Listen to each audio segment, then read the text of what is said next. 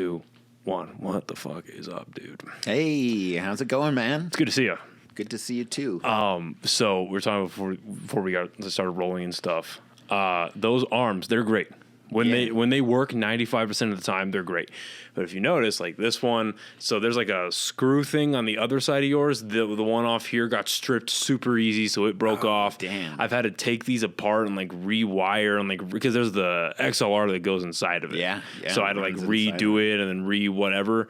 So I'm very happy with them because they work perfect for right now. They're working perfect. If I had a little bit of fuck you Joe Rogan money, I'd love to have the shit where you like staple, but like you screw it into I don't know if it goes from like the bottom. No, it's on top. So it would like there would be like a mount like right here, and you can like swivel it around. And it comes up from the bottom. Yeah. But I've looked at those, and at least the ones that he uses, dude, it's $500 an arm. Yeah, that's pretty expensive. That's a big ask for a podcast, you know. Just like maybe if you had a Patreon, maybe if some good people wanted to donate to my good friend here, Noah. He does a great job for the community. I would say that it helps comedians, you know, helps other people you've interviewed get their name out there. Well, hey man, I mean, your podcast is you're getting the same crowd of people I'm getting. You've been doing it for a lot longer too. Oh, we have lower standards. Let's be honest. Congratulations on the 10 years, by the way. Oh, thank you. I appreciate you, man. That is wild. It's weird to do anything for 10 years, right? Like, I've been at the same job for 20 years. And, like, when I was younger, people ask you, what are you doing 5 years? Like, I don't know. That's insane. Maybe you might have a little bit of a plan, but you're like, I don't know. That's a long time. And now to look back on 20 years at the same job and then 10 years just doing the same podcast with, I think the most amazing thing about that is Alan still wants to do it. I'm proud to announce that the podcast is now officially sponsored by the fine people over at Chop Chili Company. Guys, this is some of the best chili you can get here in the state of New Mexico, and they are online as well as in stores. They can be found at Smith's, Albertsons, Sprouts, John Brooks, and Lowe's Corner Market. They have 3 amazing flavors that you see here, and they also have frozen green chili that you can get online. Go on over to the website, chopchilico.com, and get yourself some amazing chili today. Podcast is now officially sponsored by the amazing people over at High Desert Relief, a premier herbal destination right here in the state of New Mexico. They have extremely well-trained and knowledgeable staff that are more than happy to help you find what you're looking for or try something that you maybe have never thought of. They have 2 locations here in Albuquerque, 1 in Santa Fe. All 3 will be listed right here and in the description of this episode. All 3 offering legendary products at absolutely legendary prices, including this awesome merch that they were so kind enough to gift me here. All of this can be found at all 3 of their locations. Again, big thank you to the guys over at HDR for supporting. Now back to the episode. He's like, he was young. Shout out to Alan. That's a cool cat, Alan man. Clark. He's a technical wizard. Not only when it comes to dildos, but also when it comes to like the broadcasting and the podcasting. You were asking him some technical questions, right? Yeah, no, I got none of that. Well, because what happened was, and shout out to him because the stuff that I stole from him, all the settings he's using, sharing of information. Yeah, it worked out last night during that live episode. What was going on is we were having a lot of lag issues. Yeah. And the long story short of it is I got the right settings put in, and then there's a couple of tips and tricks that he showed me, like in the dashboard for YouTube, it'll show you a preview video of what your stream looks like. Mm-hmm. And I guess if you have that running, I thought it's just like an inherent thing that runs on YouTube, but if you have it playing live, the preview, while you're live streaming, it will slow down your stream. So you have to have it paused unless you have like just diabolical internet, which our internet, it really isn't even that bad. Like it's about mid-range. Yeah. And so that helped out a lot. And yeah, so that was shout out to your Jamie. He's a cool dude. We've known each other we met each other at an open mic, and then he asked me, "Hey, do you want to blaze one time?" You know, so eventually we started hanging out, and him and his friend Cam, It's one of the first and only times that there's like 2 or 3 times where I've almost passed out from smoking.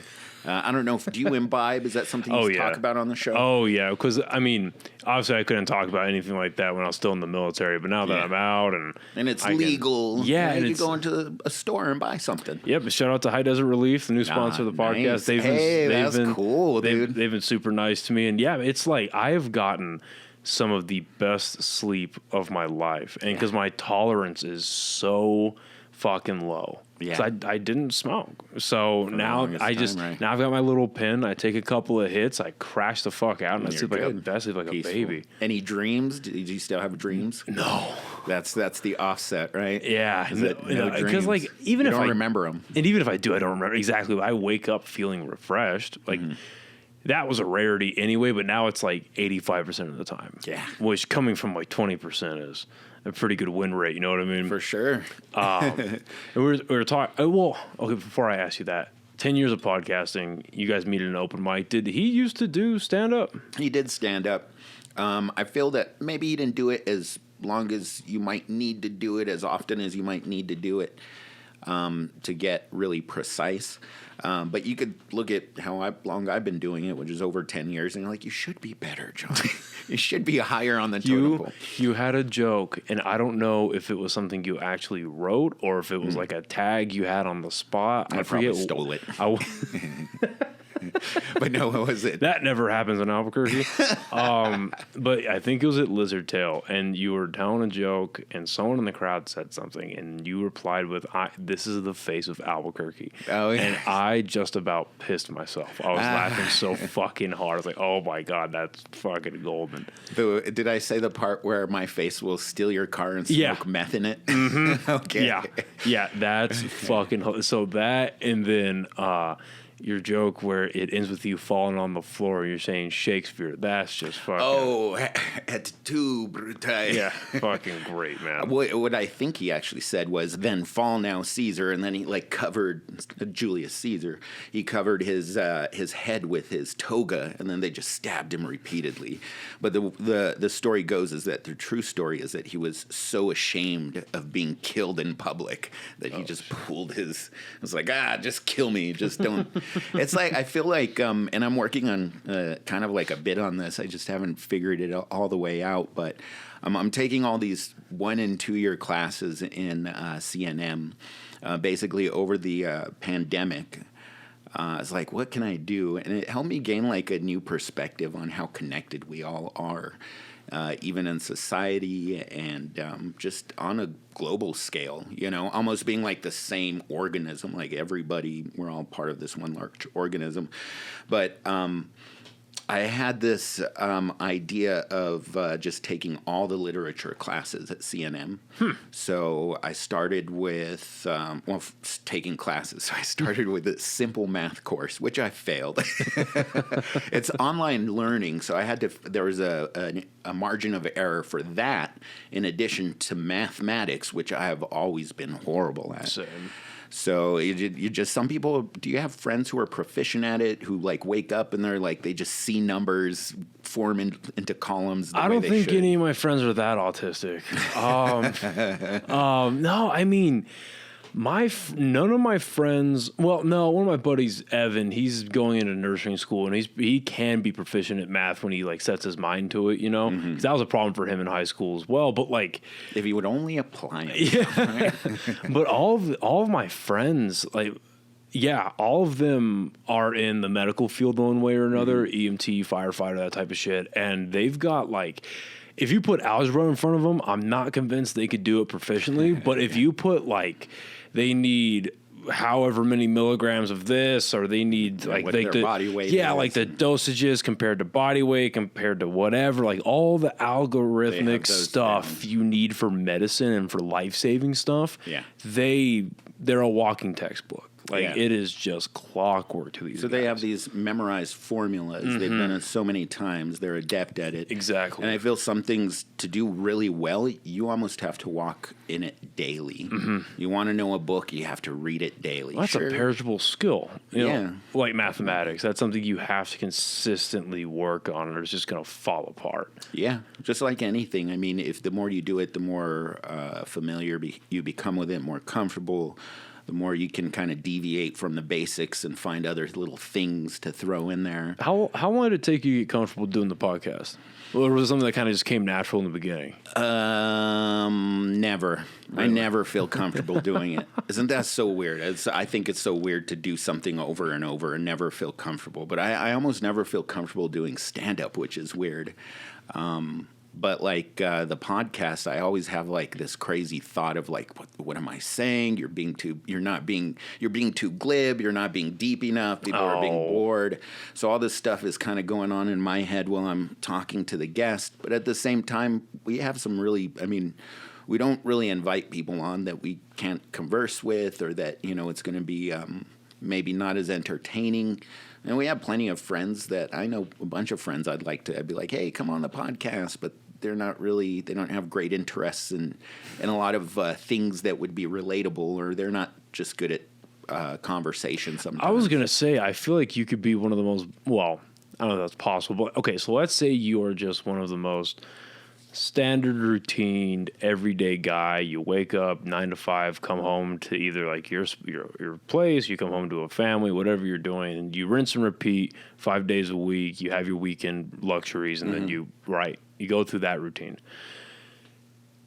Sounds mundane, but if you're able to conversate decently well, you have some inch of critical thinking inside of you, you have some sort of imagination. Yes. And you at least, even if you're not proficient at it, but you have the want, like a intrinsic want inside of you to articulate yourself well enough to someone can understand. Yeah, you're good enough for a podcast. I think so too. I think what it comes down to is a lot of people just aren't comfortable doing that type of thing, or they don't have a desire for it. Yeah. Like a couple of my friends, I've been like, hey, would you like to be on our podcast? We could talk about the old days. And they're like, nah, that's all right. Yeah. But that's okay. I mean, it's not for everybody. Well, that's the last thing you want to force someone to do, too, is be on a camera. Oh, yeah. Unless it's for sex. But yeah, I mean. His name of the podcast, by the way, is Potential Problems Podcast. Thank you. Potential Problems Podcast. Yeah, 10 years. Lives up to the name. No. We've had a couple of, it's so weird too, because our most viewed things have to do with some weird porn thing or some weird viral Well, you video just thing. hit about 2,000 on that 10-year anniversary clip. Oh, yeah. Did you see that? That's right. I did see that. Yeah, I came across my... Because your guys' stuff will come across anyway, but then I saw it, and it was about joke thievery in Albuquerque, and it hit... I think I saw like 1.92K around there. And I was like, oh, shit, all right, here we go. Yeah, well, the other day, Alan messaged me. He's like, hey, we're getting trashed in the comments. Oh, yeah, y'all got fucked up in the comments. It was funny. Well, I mean, shit, I have a reel right now on Instagram. I think it's like 4.5 million, but then if you look at the fucking comment section, it's all about how shitty me and my friends are and how stupid we are. I love it. I fucking love it. I think it's because people will talk their shit. Fine, whatever. I genuinely couldn't care less. But from my point of view, I'm like, you guys are just feeding the algorithm. Yeah, you're feeding the beast. Please continue legitimizing my stuff to the algorithm. Please continue. For sure. And I think that's kind of just the internet culture. That is like the social media culture. I mean, if you look on Joe Rogan's podcast, I'm sure you'll see some negative comments towards the bottom. They probably get floated towards the bottom. But yeah, I mean, so what I started to do is I started to just take all these literature courses after I failed the math course. I was like, well, I like to read, maybe I'll do that. I used to read these fantasy novels. You ever read the Swords and Sorcerers fantasy novels? So I never really got into fantasy with the exception of King Arthur. Okay. Yeah. I got super into King Arthur as a kid, and I actually just went to, a couple weekends ago, I went to this little bookstore that's off of... It's off of like Central, and it's right before Rio Grande. So it's in between Rio Grande and 12th. Ah, okay. And it's this little bookstore, and Castle's a superstore. Huh? Castle's a superstore. That's a porn shop. Yeah, I don't even Castle. know if it's around. Yeah, I've seen it. Yeah, but this little bookstore, it's literally ground up, just like stacked books. Really cool place with some unique stuff inside. Stacked books and just like lines and rows of bookshelves and shit. Great and places. I found an old first edition. Is it John Steinbeck? Oh yeah, Right, John Steinbeck's King Arthur and his like Brave Knights, I think it's called. Oh, okay. And so I picked this. I'm excited to read that because I haven't read a King Arthur book in years. Okay. And I bought the first Game of Thrones during the pandemic. I just never cracked it open. Okay. Yeah, but I know it's phenomenal just based on like everyone loves the books that have read it. But I just maybe it's because I watched Lord of the Rings too early. Well, it's just a lot of midgets walking. And like I remember like the first time I got exposed to like the Lord of the Rings, I was at a church lock-in and they're like, yeah, let's throw on the Lord of the Rings, the extended editions. All 3 of them. Oh, 9 hours, right? Or is that No, like 12? all 3 of them together is like 14. Oh, wow. It's like 12 or 14 hours. And I remember us being like a quarter of the way or so into Return of the King, and it's like 2:00 in the afternoon on Sunday. We were supposed to be out of here at 11, and I'm just like, can we please fucking end? Like as a little, like an 8 or 9 year old, I was like, can we be? And maybe I was a little older than that. I was like 12 or 13. Like, can we be done? Yeah. And I appreciate how good Lord of the Rings is. Oh yeah, But I just like never. Peter Jackson, come on. Oh, and I loved reading I've read the first 2 books, and then I read The Hobbit. Yeah. So I loved reading it. But I mean, the movies. Oh my god, Movies are great. But they're great. The but long versions. Yeah. It's a bit much to ask an 8-year-old to sit through that 14 hours of cinematic presentation, right? So you started reading fantasy stuff. Oh, yeah. So that was like when I was like 12, 13. Okay. That's kind of was my introduction to literature. But I always loved reading and words and English. I was never particularly good at it, any of it, though. I thought I was, but not really. And then when I started taking these first and second year literature courses, basically, just the beginning of college courses, they introduce you to the curriculum is pretty compelling, and I've always had an interest in ancient literature and antiquity and stuff like that. So I started taking world history, American literature, or world literature, American literature, British literature. I finished all those. Currently, I'm on Western Civilization, which is like another version of all that stuff. And then there's Western Civilization 2. And then I think after that, I'll be almost done with all the literature classes at CNM. So basically, I'm just going to keep taking classes until I think I'm pretty interested in antiquity. I mean, Macedonia, ancient Greece, Rome, all that shit, gives me a hard on.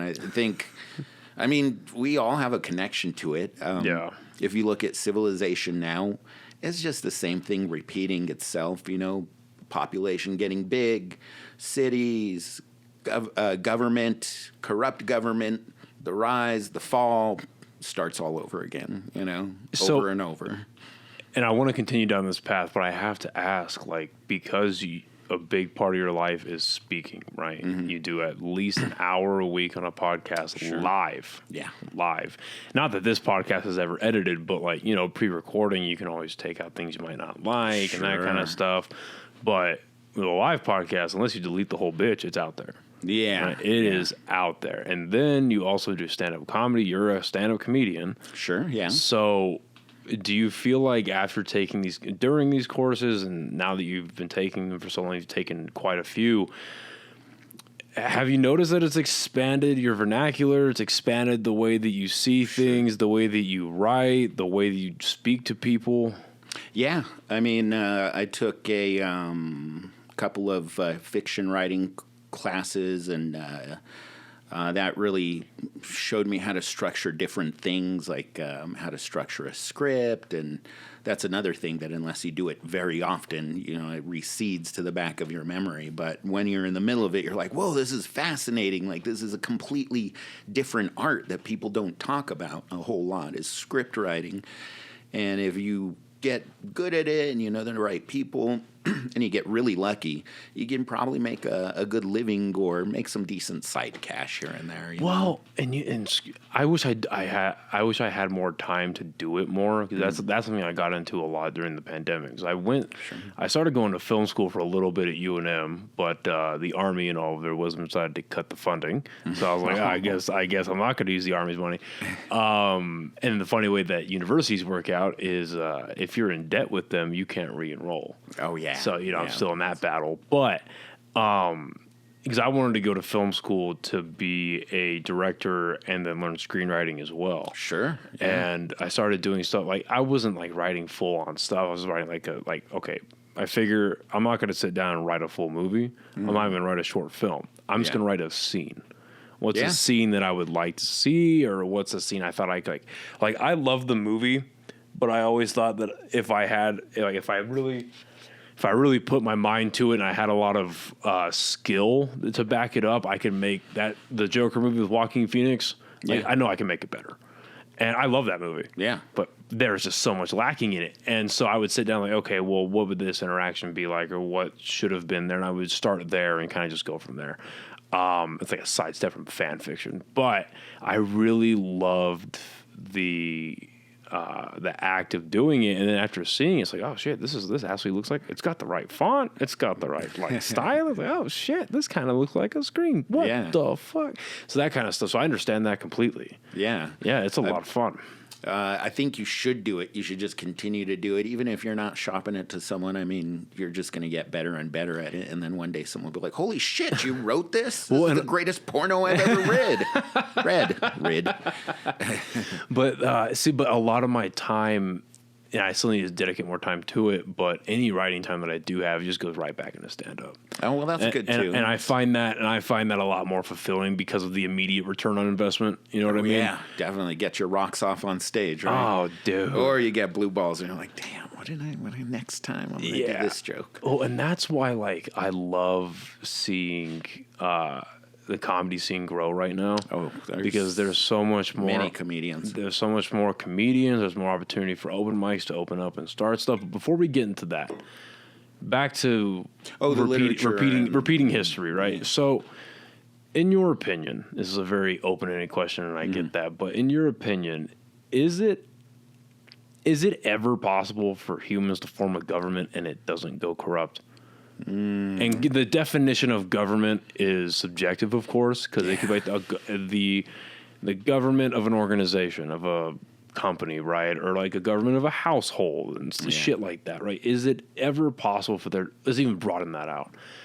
Is it possible for humans to create a leadership structure and it doesn't get corrupted? It's a good question. I mean, a lot of the stuff that I've observed from the recent stuff I've read, it just seems like once civilization is introduced, once you have like a group of people living together where status can be obtained through a collection of things, whether it's land, gold, a surplus of food, whatever it is, it seems like anytime something like that is introduced, you have people who vie for that type of thing, One of my favorite misquotes is, how they say, absolute power corrupts all the way. And that's basically like, and that's basically one of those things where it's in our human nature. I mean, to want more, to need more, it's nothing we consciously do. It's who we are. I think it is. I think a part of it is. I think and this is obviously a very extreme example, but you take somebody like Harvey Weinstein, right? Yeah. He knew what the fuck he was doing, and he continued to choose. I mean, I'm sure at some point, like when he was rising up as an executive, he could, like, I don't know the guy, I don't know his life story, but I would like to believe he didn't just come out the gate raping. You know what I mean? I would like to believe that like he slow descent, maybe. Yeah, and then once he got to that level of power that he got to, I mean, fuck, if you read, I remember reading the court files, and I forget who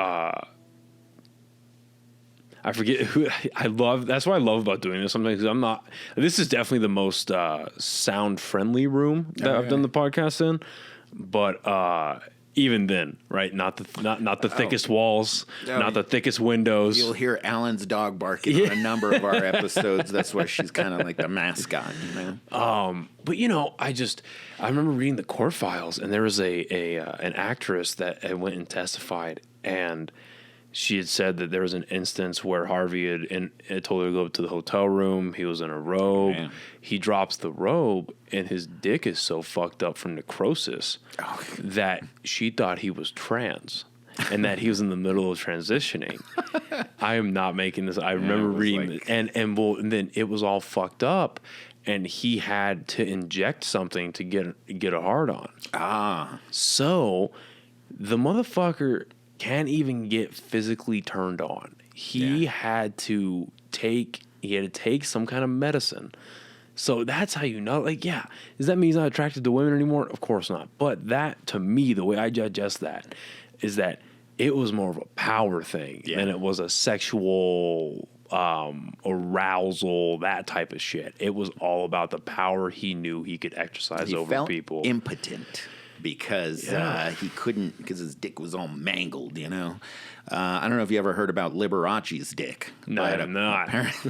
Apparently, Scott Thurston, his longtime lover, he said that Liberace's cock was misshapen and swollen and had bulges from like injections that he used to give himself to keep it hard.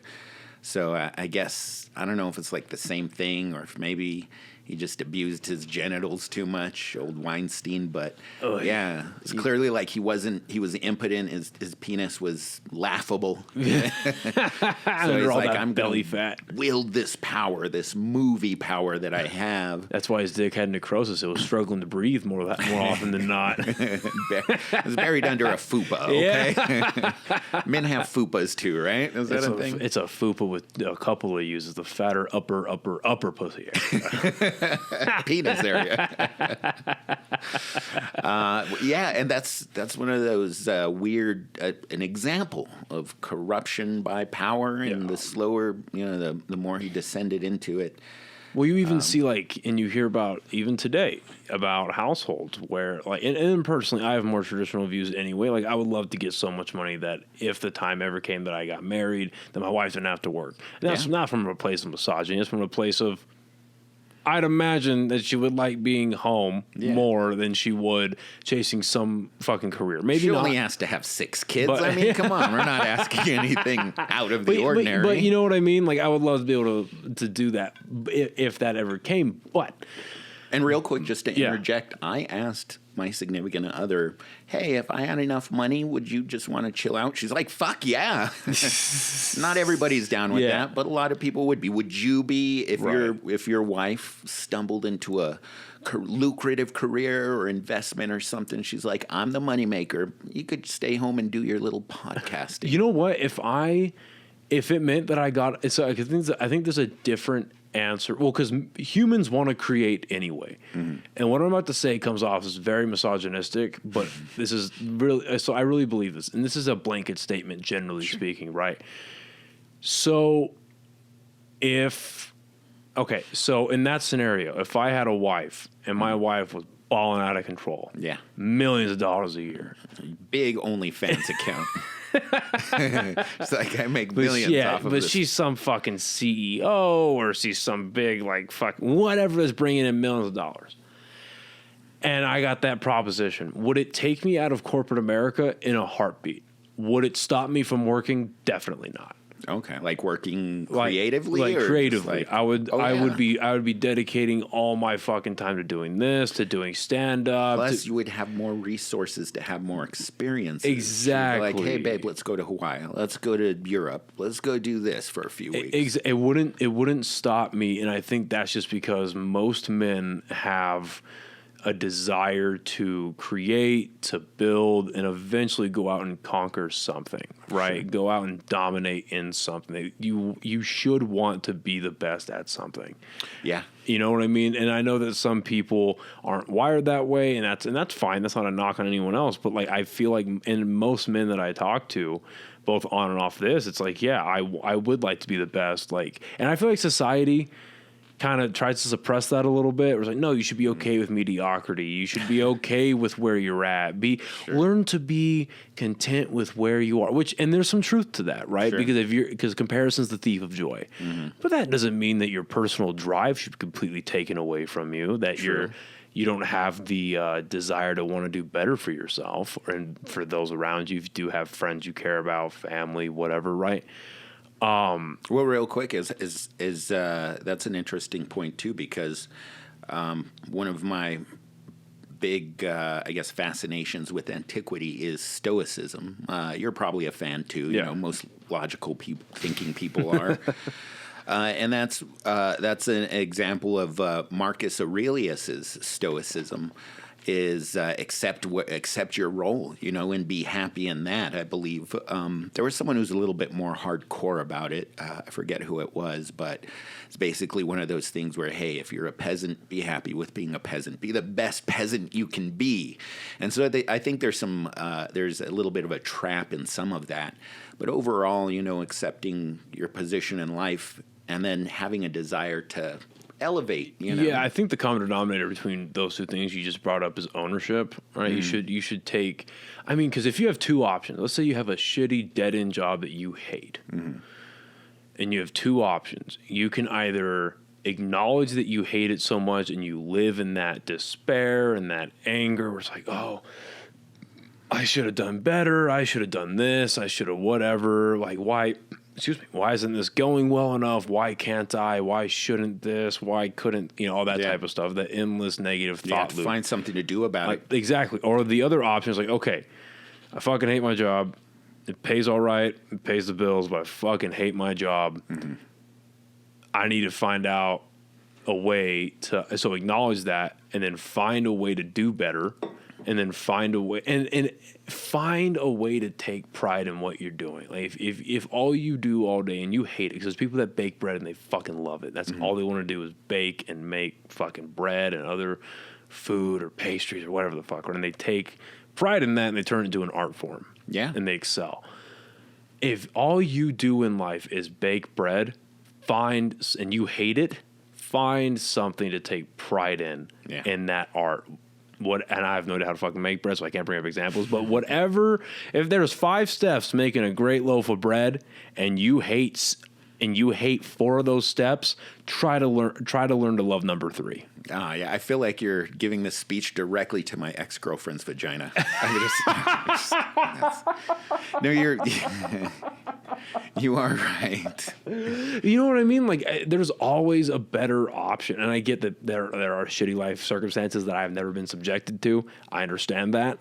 I completely acknowledge that. However, I would like to believe that, generally speaking, you know, there's always a lighter option that you can take. Sure. It might not be the easiest option. So I feel like negativity is a little bit easier than positivity when it's not learned. You know what I mean? When it's not like trained into you or like you make conscious steps to do that. But I mean, what's the fucking alternative, man? Life is hard as it is. Yeah, I feel you have to try and find some way to improve. I mean, you're right. There are some instances where, like, if you're born in a third world country and you have no access to elevate yourself, well, that sucks. Yeah. I mean, that's a little bit of predeterminism for you there. Mm-hmm.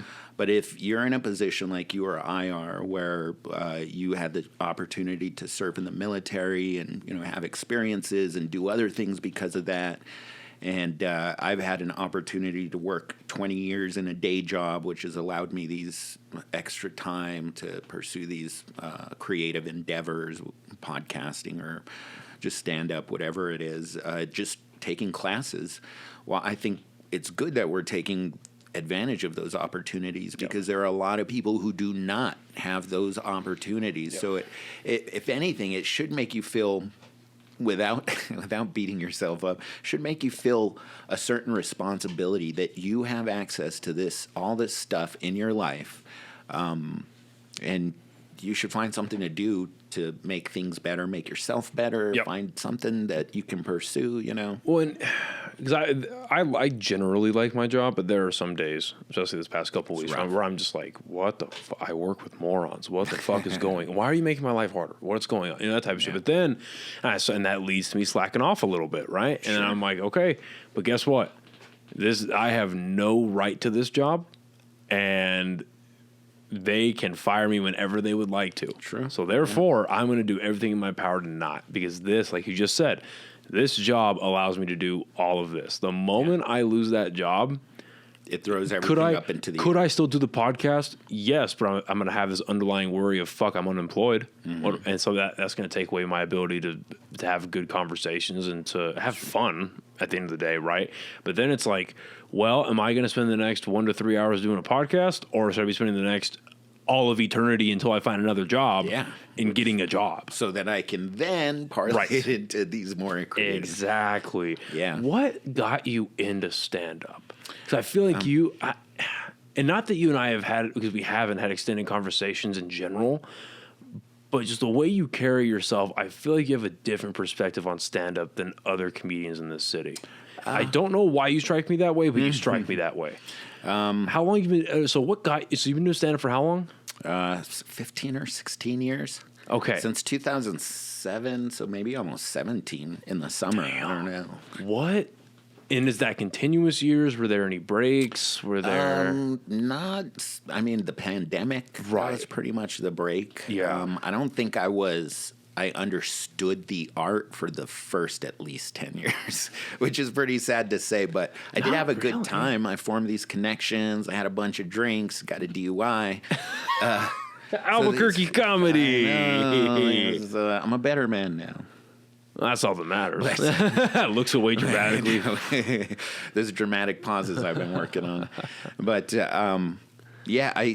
I always loved stand-up ever since probably my mom and dad. We used to live in an apartment off San Pedro. And two of the first things, my first memories, were stand-up comedy specials. One of them was Richard Pryor, Sunset Strip. Classic. Everybody knows it. And then the other one was Eddie Murphy Raw. And I was How old were you? Probably 6 or 7. All right. One morning, instead of going to first grade class on time, my mom she called in for me so I could watch the rest of Beverly Hills Cop 2. Or Beverly Hills Cop, the first one. It's like 83. So they were very lenient. I don't know if that translated into disciplinary issues later, but as far as exposing me to art, that was kind of my first exposure. And I could never get those things out of my head. And then when I was a teenager, I discovered Sam Kinison. And Kinison he's dated now, but he's definitely valuable to the history of stand-up. Oh, yeah. One of the all-time greats. Well, he's definitely of his time, but you can still throw on his shit, and it's hilarious. Like, one of my favorites, it started going viral out of nowhere, and one of my favorite bits of his is the one where he's talking about poverty, and he's talking about the food shortage. And like, stop living where there's no food. Well, where the food is, sand. assholes. It's sand. The food's not gonna grow here.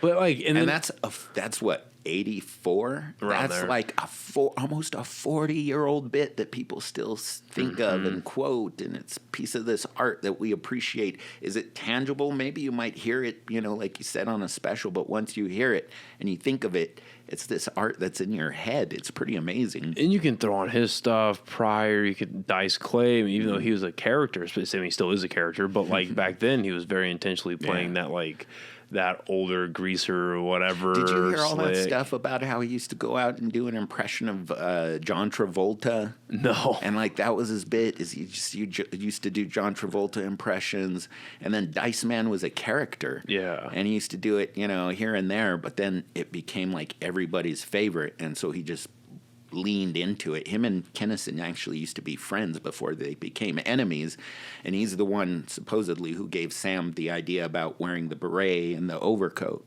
and being more rock and roll. And Dice, at that time, I guess Dice was like this character he used to do, and he just kind of delved into it. And that's such an interesting journey too. I mean, we're you, me, all of these people on Earth, the guy we drove past to fucking get here, we're all on all these different journeys throughout the day, throughout our life, throughout the year, whatever it is. And for that guy to be on that journey and have that journey of having this meteoric rise and then all this backlash and hate at a time before that was really, I mean, it's another thing. People think cancel culture has been around as a new thing. No. Yeah. The Athenians used to do this thing called ostracizing, where if you offended the public, they would get the fuck out of here. They would kick you out of the city. And for an Athenian, that was one of the worst things, is to be kicked out of, your town. Especially back then, you couldn't go to Sparta. Yeah. You weren't allowed there. And so it's another thing that's kind of repeated in civilization. It takes different forms, whether it be social media, TV contracts, whatever it is. But that's one of the first instances in modern entertainment, we could say, because it was the 80s and 90s, where he offended, I believe, based on, have you ever seen, oh gosh, what were those Vice specials? I think it was The Dark Side of Stand-Up. Yeah, well, because they've done like exposés. The Dark Side of Wrestling. The Dark Side of the Ring and stuff like that. And then Vice used to be the shit. Yeah. I remember growing up in middle school and high school watching Vice videos on YouTube for free. And these guys are like embedded with the Marines in Fallujah. Yeah. Or they're in the Iraq War and shit or they're with drug cartels. Like they're filming the cartel right? members making heroin. Transporting prostitutes. Like, these dudes were like filming this and exposing what was actually going on. Definitely. Then the pandemic happened and virtue signaling happens and whatever. But like, but yeah, no, Vice used to be like in the shit. Yeah, and they still have their TV channel. They still have good content there, and you could find a lot of their archive stuff on YouTube, I'm sure. But that's another thing, is these media outlets that rise and fall, with the new technologies and just the changing public. It's another interesting thing. So you have Dice on this meteoric rise, and from everything I've heard, apparently his bits about the homosexuals was not well received in the entertainment community. Go figure. Well, it was during the AIDS pandemic. I was going to say, it was right during the AIDS epidemic. We all got AIDS. You got AIDS. Everybody's got AIDS. You get AIDS next year. That's one of my favorite Family Guy scenes, right? It's not HIV, it's full-blown AIDS. Full-blown AIDS. You have AIDS. But no, because I remember he got a lot of shit, or not, I don't remember, I wasn't alive, but like I remember hearing about that, where he got a lot of shit during the AIDS epidemic. I didn't know it was from Vice, though. Or were they just doing like a historical like recounting? Oh no, that was Tales from the Dark Side, or a Dark Side of Comedy. Okay, where they're like recounting. Okay, yeah. There were, it seemed to be like they had a couple of people who were in the know who kind of told the story that the certain people heard his act, and you're right, at that time, the AIDS epidemic. It was. At first it was, and that's an interesting journey too, of the whole public's view on AIDS. Because really when it started around the San Francisco area, reportedly as a gay virus in gay bathhouses, I think moving that from that point forward, it's like anytime you start something with a dramatic phrase, homosexual sex, and then AIDS, I think it kind of perpetuates itself throughout history. So at first it was something that kind of people made fun of and they weren't sympathetic towards, and then eventually, it became so widespread that somebody knew had it, so it kind of became something that more people were sympathetic towards. And suddenly, the attitudes change pretty quickly. You see that big AIDS quilt, and it's hard to be moved by a giant fucking quilt made of AIDS people, And I haven't. This is not the place to tell that joke, but no, there's there's just a progression of views, more sympathetic, and I think he was unfortunately stuck on the other end of that. Yeah. And though he had, that's the other funny thing is he had these other artistic abilities, but they were all obscured by this one big thing. And when I was younger, that's another thing. I used to look at the screen and be like, man, Sam Kinison, Richard Pryor, Eddie Murphy, how great would it be to be fucking that famous and that cool and have anything you want, anytime you want, and people look at you and they're like, oh my God, you're fucking great. That would be fucking horrible. Oh my God, that would be terrifying. Really? I mean, it would be great, but none of those stories ever ends well. I mean, some of them do. I think now they do. Sometimes. I mean, if you look at Joe Rogan, he's been good. He's been... Well, I just think that I think a lot of entertainers today, I think they all see the general roadmap to destruction. Mm-hmm. And I think some do a better job of avoiding it than others. Mm-hmm. And I mean... The real worry of these of entertainers and which ones are going to fuck their life up more than the others are the ones that start out as child actors. Yeah, you know what I mean. And you can even tell from you have like the younger entertainers now that started out like that. Like Zendaya comes to mind. I guess I didn't know this until recently, but I guess that she was like a child star for Disney. Yeah, and I think and not only the projects that she takes, but like the way she's in Euphoria. And I don't know if you've seen that show or not. Yeah, masturbate. I mean, I've seen that show. But very, very visceral show, very graphic show. Yeah. But if you notice, it's like everybody's naked in that show. Sure. But her. Oh, right. Yeah, because she's you know what I mean? Except for her. So I really think that she saw, or her agency or her manager or whoever, is somebody in her team or multiple people are really taking care of her because they saw the script and they were like, oh, this is actually really well written. Mm-hmm. However, we're going to get it built into your contract that you're not going to do any of these nude scenes. You're not going. You can be the most drugged out addict. You can do that role and play it. She plays it very well. But we're not going to have you be like overly sexualized, overly whatever, because we just don't. We see how that road has gone down for others, and we're not convinced it's going to go well for you right now. So I think that's the important. And that's in life in general, but especially for high level entertainers, like they need a good team around them that genuinely can put their own incentives aside and be like, we're not going to get corrupt, right? It's like, okay, we're going to put your interests first to make you money to maintain a long career, because the longer your career goes, the more I get paid. That's you know what I mean. So it's a two-way street here. We're gonna keep you in the right. You're gonna be in the fucking Spider-Man movies, and we're gonna get paid, and we're gonna, you know what I mean. So it kind of just goes that way. But then you look at somebody like, and now we obviously know the really really like awful shit that was going on behind the scenes with somebody like fucking Lindsay Lohan or Britney Spears or what was the other one, Paris Hilton. These people that just grew up in the spotlight, they got their money, and they were exploited like crazy. They had like I know Britney had one, and then Paris Hilton had it. It's the person that can make decisions for you. Oh, like an executor or it's a different guardianship. It's different than a guardian. It's a oh my God, it is. I'm going to think about it like randomly. A pimp. Well, as far as money is concerned, they control everything. They controlled everything these people did, and and it didn't really get exposed until those two documentaries came out. And it's like, oh shit, like no wonder Britney Spears had a meltdown and shaved her head and ran around naked and all that nonsense. And then why Paris Hilton became a recluse for a long time, and why she kind of went into obscurity for a bit while the Kardashians exploded, and then. Well, so you don't. So do you like?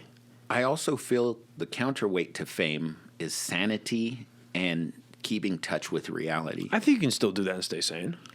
I mean, it depends on how long. That's why I used to wonder why people drop out of Hollywood. And I'm like, no, they drop out of Hollywood because they get tired of it. I think they get exposed to a lot of negativity, and some have a bigger threshold for it than others. Yeah, and it's just like anything. Corruption. Some people can take that type of stuff longer than others. Yeah. But well, think about it like this, right? And I think to bring it, because you brought up Rogan a little bit earlier, I think the best way I've heard it put by him, where he says, you know, he got like he grew up, you know, having to work and having to do all these things, and he didn't get famous instantly. It was working. Then he got it. Then he got a little bit more. Then he got a bit more. Then he got a lot more. Then he got a lot more. And then as it's like he aged into wealth. Mm-hmm. And I feel like a lot of actors and just famous people that do that, they end up a little bit better. Now, granted, they are just as susceptible, I would imagine, because they're exposed to that kind of stuff. They are just as susceptible to drugs and alcohol and all the vices that world can bring you because of the barrier to entry is getting lower and lower and lower because your bank account's going higher, higher, and higher. Anyone of those people is not more susceptible to it than the other, but I think it's the slow drip, the slow exposure to it. I think you're better off. And the other thing is, Joe Rogan, almost everybody knows who he is. If he goes in somewhere in America, he'll get recognized, unless it's like a really small rural town. But even then, you might have a couple of people that would recognize him. If he went out to an Albuquerque store, probably a few people would recognize him and start following him or asking him. I think he'd get fucking swarmed anywhere. I don't know that any amount of money is worth that. And that sounds like that sounds fair. Weird, but to me, once I realized what that was, I'm like, that's just not an experience that I would want. I love it when people tell me they like this joke or that joke or something, but there's always like this uncomfortableness for any comedian. A lot of comedians that take, when you get a compliment, because it comes most of the time it comes from someone's genuine feeling, but there's your own insecurities, all the hours you put into the jokes or trying to make it look like it was seamless when they're like, oh, I love that joke. And you're like, great. Yeah, I bombed 12 times before I did this one thing. Oh, thanks. Cool. I'm glad you liked it. Is that what your brain immediately goes to? Sometimes is immediately goes to like, oh man, it's all this stuff that I put behind it, or those other times the joke didn't work or whatever.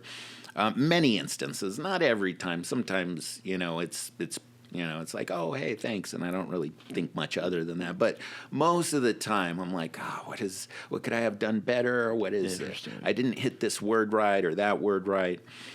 Self-analyzing. Yeah. So for me, it's a little bit uncomfortable sometimes, but I realize how much that means as an artist to get someone to say, hey, I appreciated what you did. And each joke is really like, it's really like a work of art because you're sitting there putting it together and it takes hours. It's a work of words, is basically what it is. Were you an outgoing personality when you were growing up? Were you more introverted? I was more introverted until I took lots of acid in high school. Then, no shit, dude. Then I would fuck with people all the time. Like, I'd be on acid, and I'd be like, let's see what we can do to make some shit go on. So, I don't know. That's the safest attitude to have in Albuquerque. But from, like, the ages of 17 to, like, 20, 23, I pretty much explored almost every drug except for heroin. There were a couple of years where I was, crack was a big thing for a couple of years. Not like an everyday thing. I still have all my teeth. But it being around cocaine or crack or meth sometimes, and not being a heavy user, but just dabbling, putting my toe into it, and then seeing how it goes wrong for other people. I've never really had an addiction issue with any of that stuff, any of the hardcore stuff, crack, coke, meth, any of that stuff. It's been like, oh, I'll take this one-day vacation where I crazy rushed out. And that was because I was a younger person. It's just like the experiences, I'm surprised a little bit because that is, and this is also my first-hand experience from people that I know that used to smoke meth, is that like specifically with that and then blow too, like it's one of those things where you really like can't dabble in a little bit. It's like you do it and the first hit is like, whoa. For a lot of people, definitely. And don't get me wrong, I did enjoy the occasional tutor, and it was hard to turn down if it was free because it was just a cool hang drug, But a tutor meaning a line of cocaine. Okay, yeah. Someone was like, "Hey, I'm gonna give you a tutor, man." And I was like, "What? Okay." But the greatest thing about parties where there's cocaine is there's like a cocaine room. So there'd be like a general party, but then there's like a back room where like 4 or 5 people disappear to, and you're like, where'd they go? And they're like, oh, they'll be back, bro. And you're like, oh, damn, I'm not getting any coke tonight. But no, and then my cousin, we kind of we dabbled in the whole side of that, lifestyle for a while, just because we were young, How old were you at the time? 16 to 23 or so. Basically, those younger years until I got into a relationship. I had a kid, so I couldn't really be doing that all the time, and she's now 22, so that's all past. But I can smoke all the crack I want now. but those things, stuff like that, really expanded my horizons. Would I ever want my kid to do that? No. I'm glad she did other things like go to Europe and go on a cruise. Like if she asked me, should I do mushrooms and smoke crack and meth? I'd be like, probably not. Yeah. A lot of people don't come out the other end, with an improved lifestyle. How did you find yourself, so acid during high school, but how did you find yourself doing, because acid's already like obviously a hard drug, but like getting exposed to the more, let's say, the more consequential drugs, right? Oh, okay. When did you find yourself getting more exposed to that? Okay, well, high school. Yeah. Got a lot of, there was some cocaine back in high school that friends would bring out. We used to have... Scooby snacks. Do you ever probably not have Scooby snacks? It's where you have a little bit of cocaine and you dump your weed in there and you shake the bag up. You got cocaine covered weed, and then you put it in your weed pipe and you're smoking weed and coke. It's pretty fucking cool when you're young. I mean, it's bad for your teeth. Yeah. Bad for your lungs. I would have to imagine so. But that was kind of like one of the things we did in high school. And I never thought of acid as a hardcore drug because it was like $6 for a hit. And they had cool names like White Blotter or Four Horsemen or whatever the fuck it was. And you'd take this little tiny piece of fucking paper, bro. Sometimes it'd be more than that, but you'd take these tiny pieces of paper. Did you ever get one in a dropper? No, I never took acid. I've smoked pot and I've taken some mushrooms. Okay, yeah, and there's this kid in high school who supposedly put a hit of acid in his eyeball, which was another thing to do, and he had a permanent square on his eyeball. I don't know if that's true, but it seems plausible. So I never thought like acid was a hardcore thing, but it definitely opened up some synapses that would not have been open, synapses that would not have been open if I hadn't have done it.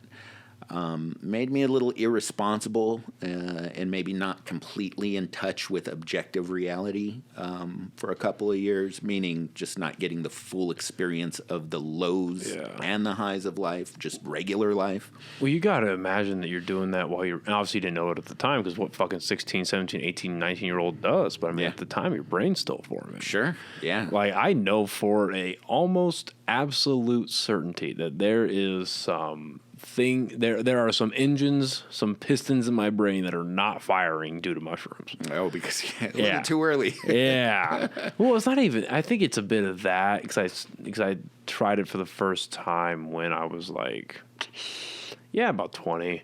But I don't know. It's just I really just think that there's like a dark spot somewhere up there. It's like, all right, you're the mushroom pit. But yeah, no, you're taking this stuff, and it seems like even if it's not a high quantity, it's almost like at a steady pace while the brain is forming. An everyday thing. Yeah. Not acid, but weed. Yeah. Coke every weekend when I was like 18, 19. There was some coworkers that used to pull out alcohol for us because we were like 19. And she invited us over. It was a completely non-sexual relationship, but she invited us over. We're doing a couple lines, and her boyfriend showed up and wanted to stab us all because we were doing cocaine together, and he thought it was like he on anything orgy. at the time? He may have been on cocaine. So that situation resolved itself, but she broke up with him and she got a new boyfriend, Lorenzo.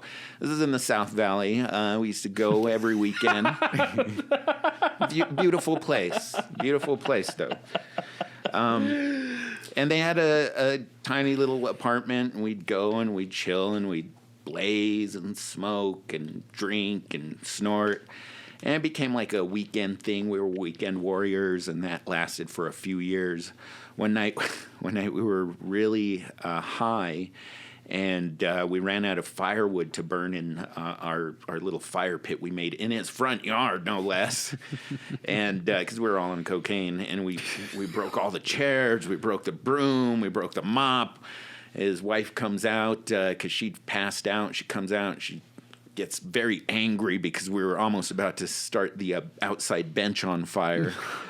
Yeah, just the stupid stuff like that, weekend adventures. But even then, cocaine's no joke. It's a serious drug, and you should not mess around with it, especially nowadays because fentanyl, it's not even safe to do anymore. I feel those days are gone where you could just get a tutor from some random person. That's not a thing anymore. No, yeah, I see exactly what you're saying, because it was, especially like back in the 80s and into the 90s, cocaine was like the glorified. It was the professional drug. It was the businessman's drug. Like, hey, you're a financier and you're not, and then that kind of trickles down to like, well, I don't have the cool job, but I want to feel the effects maybe, or it's just stuff like that, right? Just have a nice time. And it's in like it's in every piece of media from back then. It is in every TV show. Everybody's doing it. And you're right. Like, it was back for the most part, and there were exceptions, I'm sure, but for the most part, it was, you knew what you were getting. You went and bought an 8-ball, and you know exactly what's in there. Nowadays, who knows? Everything is laced with fentanyl. You could buy an 8-ball for you and your friends and wind up dead after a Kansas City Chiefs game.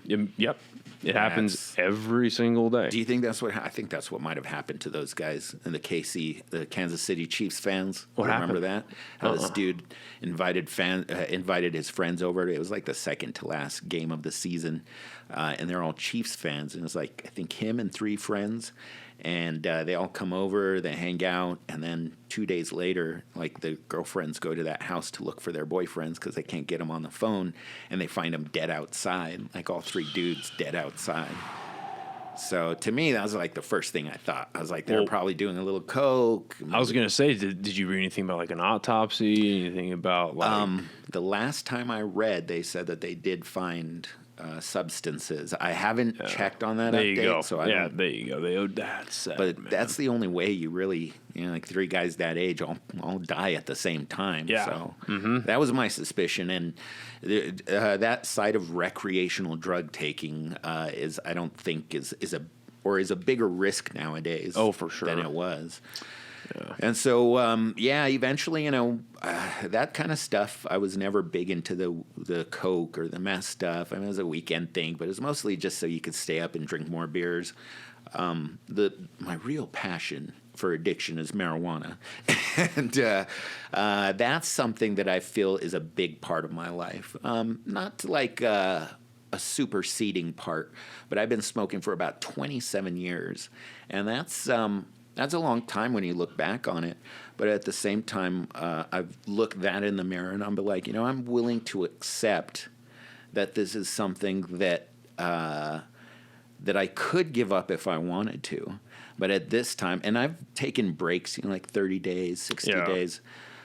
But right now I'm like, I feel a bowl here and there is probably more relaxing than it is of a danger. I blaze before I run. That's a big thing. That's a huge thing for people, and that's become a lot more popular thing now. Is before any exercise, people will smoke a little bit. Get into a zone, man. You definitely get. I mean, this morning I ran. Yesterday I ran, and I didn't blaze at all. But definitely, I'll switch it up. You go out hiking or running, and you're going to do it for a couple of hours. It's good to have something to put you in a different mind frame. You got your music going. You kind of lose yourself, and you have all these thoughts that kind of flow through your brain. So that's mostly what I use it for now, as opposed to just, let me see how high I can get. Well, and it's funny when you look up the definitions of an addiction, like how do you classify? Because you can get addicted to just about anything, right? Oh, sure. Because at the end of the day, Are you a coffee drinker? No, dude, I'm scared. I like coffee. I like the taste of like good black coffee. Yeah. But if I have any more than 6 ounces of coffee, I'm just in the bathroom. It's a diuretic. It is a laxative on me. It just clears me out. But you can get addicted to just about anything. And at the end of the day, human nature, we're just looking for dopamine hits, and some dopamine hits are quicker and easier than others.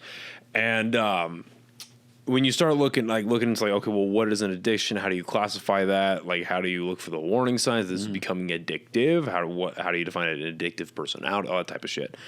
It's the big signs from what I've read is like, okay, is this habit? Let's put it that way.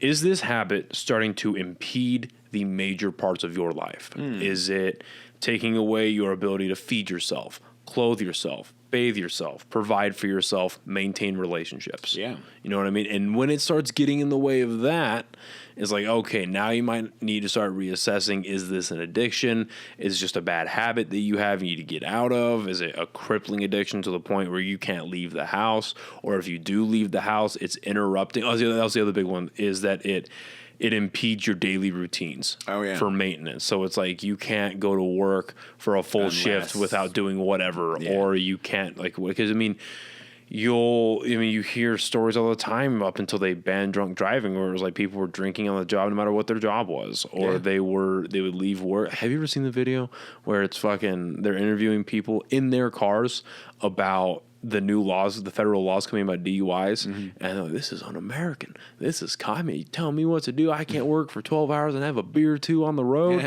You know what I mean? And it's like, but just to speak back to the addiction side of things, it's like, does it start to impede your daily routine, or do you feel like you cannot maintain a routine without this substance or this habit or whatever it is? Yeah. And I mean, I would say at one time I fell into that category, but I think after there was a period where I had to quit smoking because of legal issues. I think that gave me a new perspective on it. And now I think it's just age. You know, it used to be like a thing, like how high can you get? All this new weed will get you really, really high. Let's smoke so much of it. And now it's more like, I like to take a little taste, but I'm not gonna spend the whole afternoon, doing it like I used to. Unless I'm off of work and I have everything taken care of. See, and that's how I treat. I'm doing my best to get back into the habit of this, but that's how I used to treat booze. Was I never became a heavy drinker or anything, but I would do my best to treat it like, okay, have I worked out today? No, that means I don't drink yet. And now it's like, okay, have I worked out yet? Okay, with the exception of going to sleep, I'm not going to smoke until I've done that. Yeah. And I try to stick to that the best that I can. And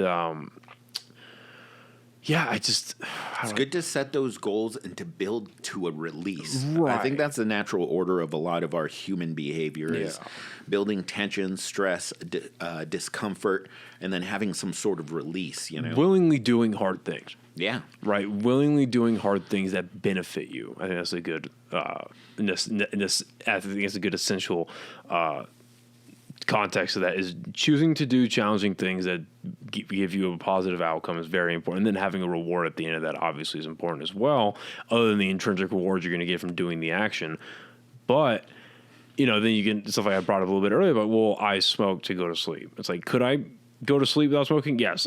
There are nights where I'm so fucking tired I just go to sleep and whatever. But I just know that I get better sleep when you get into that state and you just crash out like, oh my God. But then you have instances where like, I got a couple of cartridges from High Desert and I replaced one. It took me I didn't get very much. I got cause I don't need a lot. Like the cartridges I have are just a gram. And it took me almost 2 months to get to my first cartridge.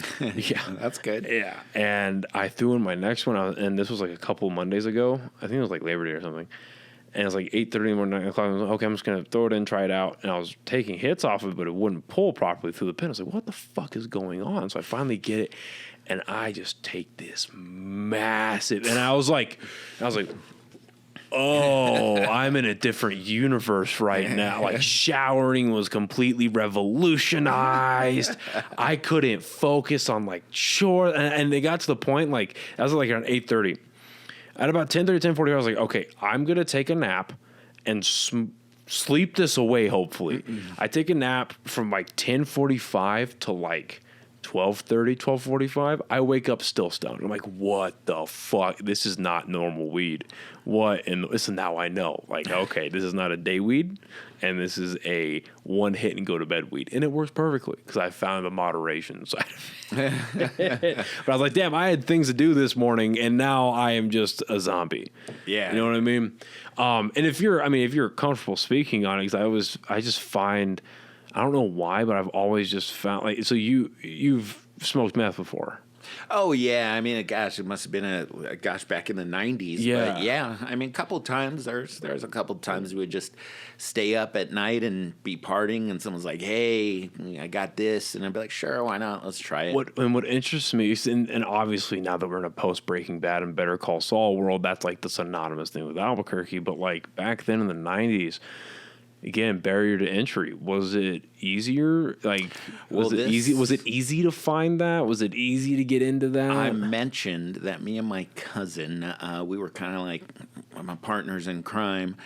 And when it came to that stuff throughout our teenage and early adult years, and there was this guy that lived across the street from a relative. And I believe his name was Mike. And Mike had this big crease in his hand because he used to work with chemicals a lot. Oh, shit. Just like his regular engineering job. He was like a chemical engineer or something or other. But it was back in them days when they didn't have too much protections. You know, he had worked for 15, 20 years. This is like 90, 96 or so. And he was moving out of that business, and he found himself some chemicals, and he started to cook some things. Yeah. Get ingenuitive with it. Yeah, yeah. And so there was this guy that we both kind of knew, and we'd hang out with, and every once in a while he'd be like, hey, do you want to try and get some people to take some of this off my hands? And we're like, no, it's cool. We'll just hang out here and party for a little bit. And we drink, Lowenbrau. Oh, have you ever had a Lowenbrau? I have not. Yeah, that was like the cheap beer back in the day. I don't know if they still have it. They still have Red Dog. That was another one back in the 90s. You ever had I know what it is, but I've never had Red it. Dog? Oh, you want diarrhea? Yeah. Drink some two Red Dogs and call me in the morning. Well, isn't it the abbreviation like RD, like RD, like a number next to it too? RD40 or yeah. Oh no, maybe you're thinking of Mad Dog. Mad Dog, that's what I was thinking. I also dabbled in that too. You know, that was like one of those alcohols you could get pretty easily. You know, 'cause it was cheap. That in Boone's whiskey, or no, Boone's, it was like Boone's fruity drink or something like that. But yeah, it was just some guy that we hung out with briefly, and it was a good thing that, you know, I didn't have an attachment to that stuff. There was a couple nights where I really delved into that, and I would like spent the whole night looking out the window and trying to look for my girlfriend to come home, but she was out doing something. I got all paranoid. And she was probably my girlfriend at the time probably was blowing another dude. But, I mean, when you're 19, that's a big deal to you, especially if you've been smoking some crack or snorting some coke. And I have to say that was probably like one of the times when I was like, you know, this is not really something I enjoy. Why am I doing this? So it became more like a weekend thing. There used to be a comic in Albuquerque. If you ask around the comedian community for people that have been around for a few years, one name will come up consistently. Super cool dude, good dude, one of the best friends I've ever had. He was a guy who was known to just be like, hey, I got a couple tutors, you want to head to the car? And it was totally cool. It was awesome. It was a good time. But that was really, you know, like it was few and far between. It was like maybe every few months. And now if someone was like, hey, you want to buy this? I'd be like, nah, I'm good. Yeah. I don't think I mean, it's just not safe to buy anything like that, really. I would say that, and again, in this the small experience of conversations that I've had with people that are close to me that, you know, that regularly smoked meth, did a lot of heroin, that type of shit. You are an anomaly, man. You're able to get out of that and not, you know, completely because these people more or less got their lives back on track, but it was severely wrecked for years. They've got felonies now, and like, you know what I mean? I mean, there are a lot of times I could have gotten in some big trouble for just doing stupid stuff and being way too high, but thank God nothing like that ever happened really too severe. And then looking back on it, I'm like, I'm pretty lucky that I never had a heavy fascination with that type of feeling from a drug or dependency. Yeah, it's like remember when the Hulk is about to smash what are those big giant worm things that come through the portal in Avengers? Oh, the fucking Leviathan. Yeah, and they're like, shouldn't you get angry now? And he's like, that's my secret. I'm always angry. Ah. Yeah. Well, I feel like doing cocaine gave me heavy anxiety and paranoia.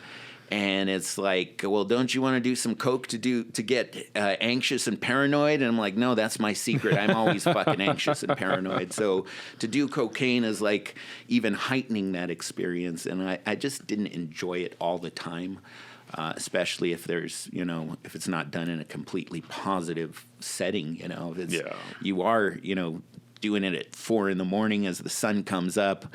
It's not a good time to do it, and you don't feel good about yourself.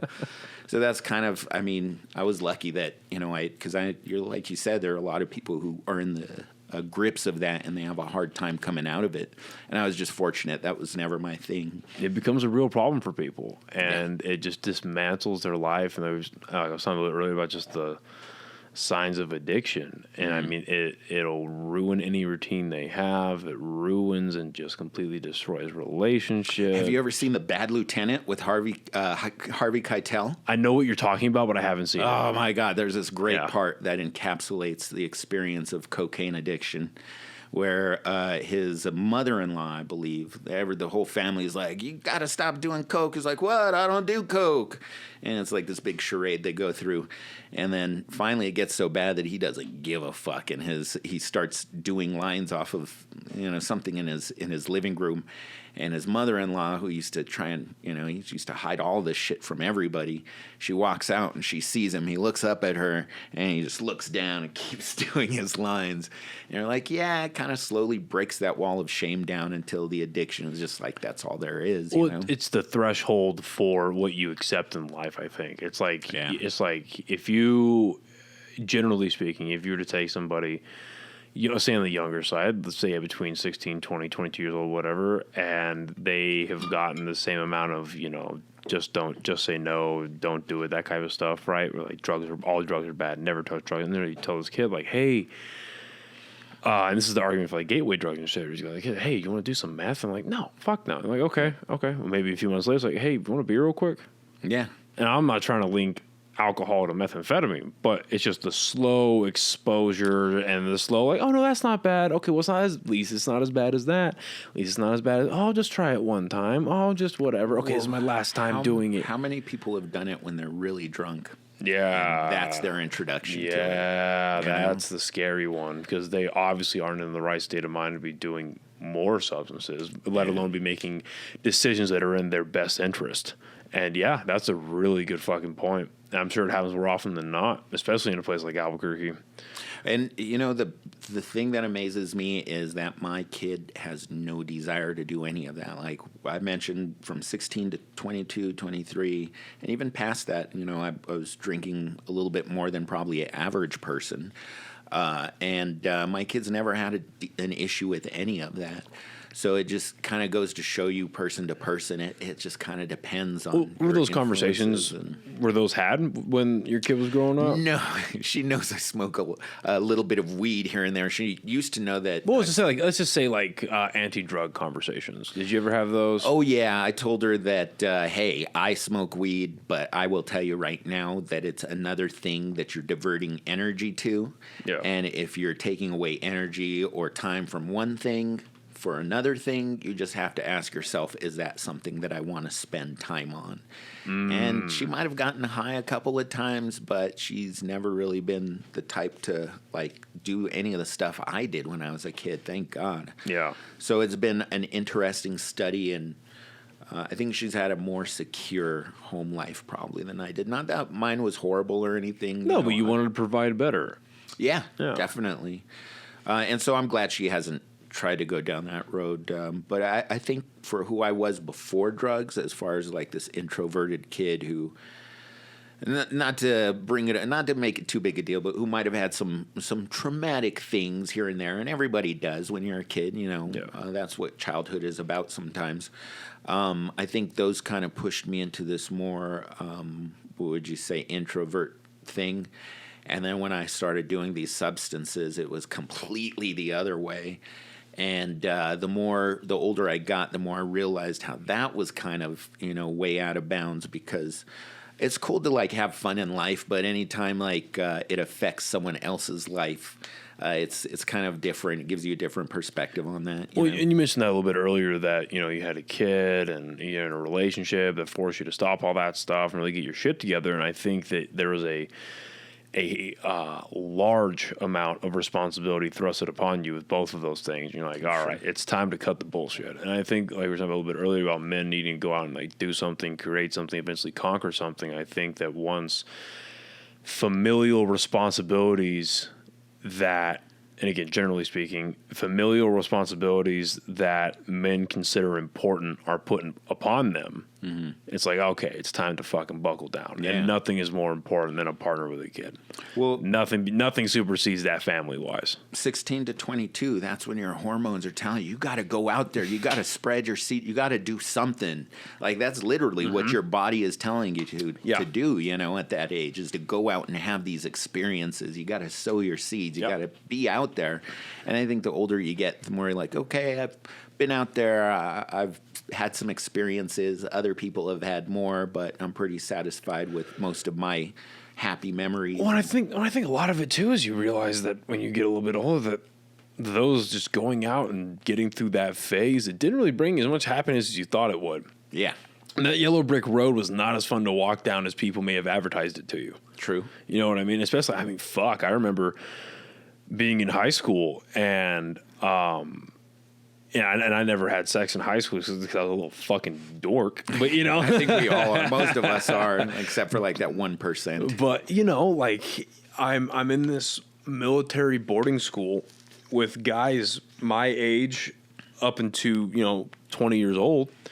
And there are other guys that are taking care of business one way or another. And you only hear the highlights of that. Yeah. You don't get the part of it advertised to you where you might feel a bit lonely after. Yeah. You might be chasing that type of purple dragon later. And then where it's just, but then living in that type of echo chamber, you're not speaking to fucking 26-year-olds about it. You're not speaking to even 24-year-olds about it. It's like they might be coming out of that phase, or they might be like deep in it. Like, I don't know if this is really working out for me that well. Or I just went to the fucking clinic for the second time this year. Oh, and you know what I mean? Like those clinic visits where you're like, okay, I got to have this test.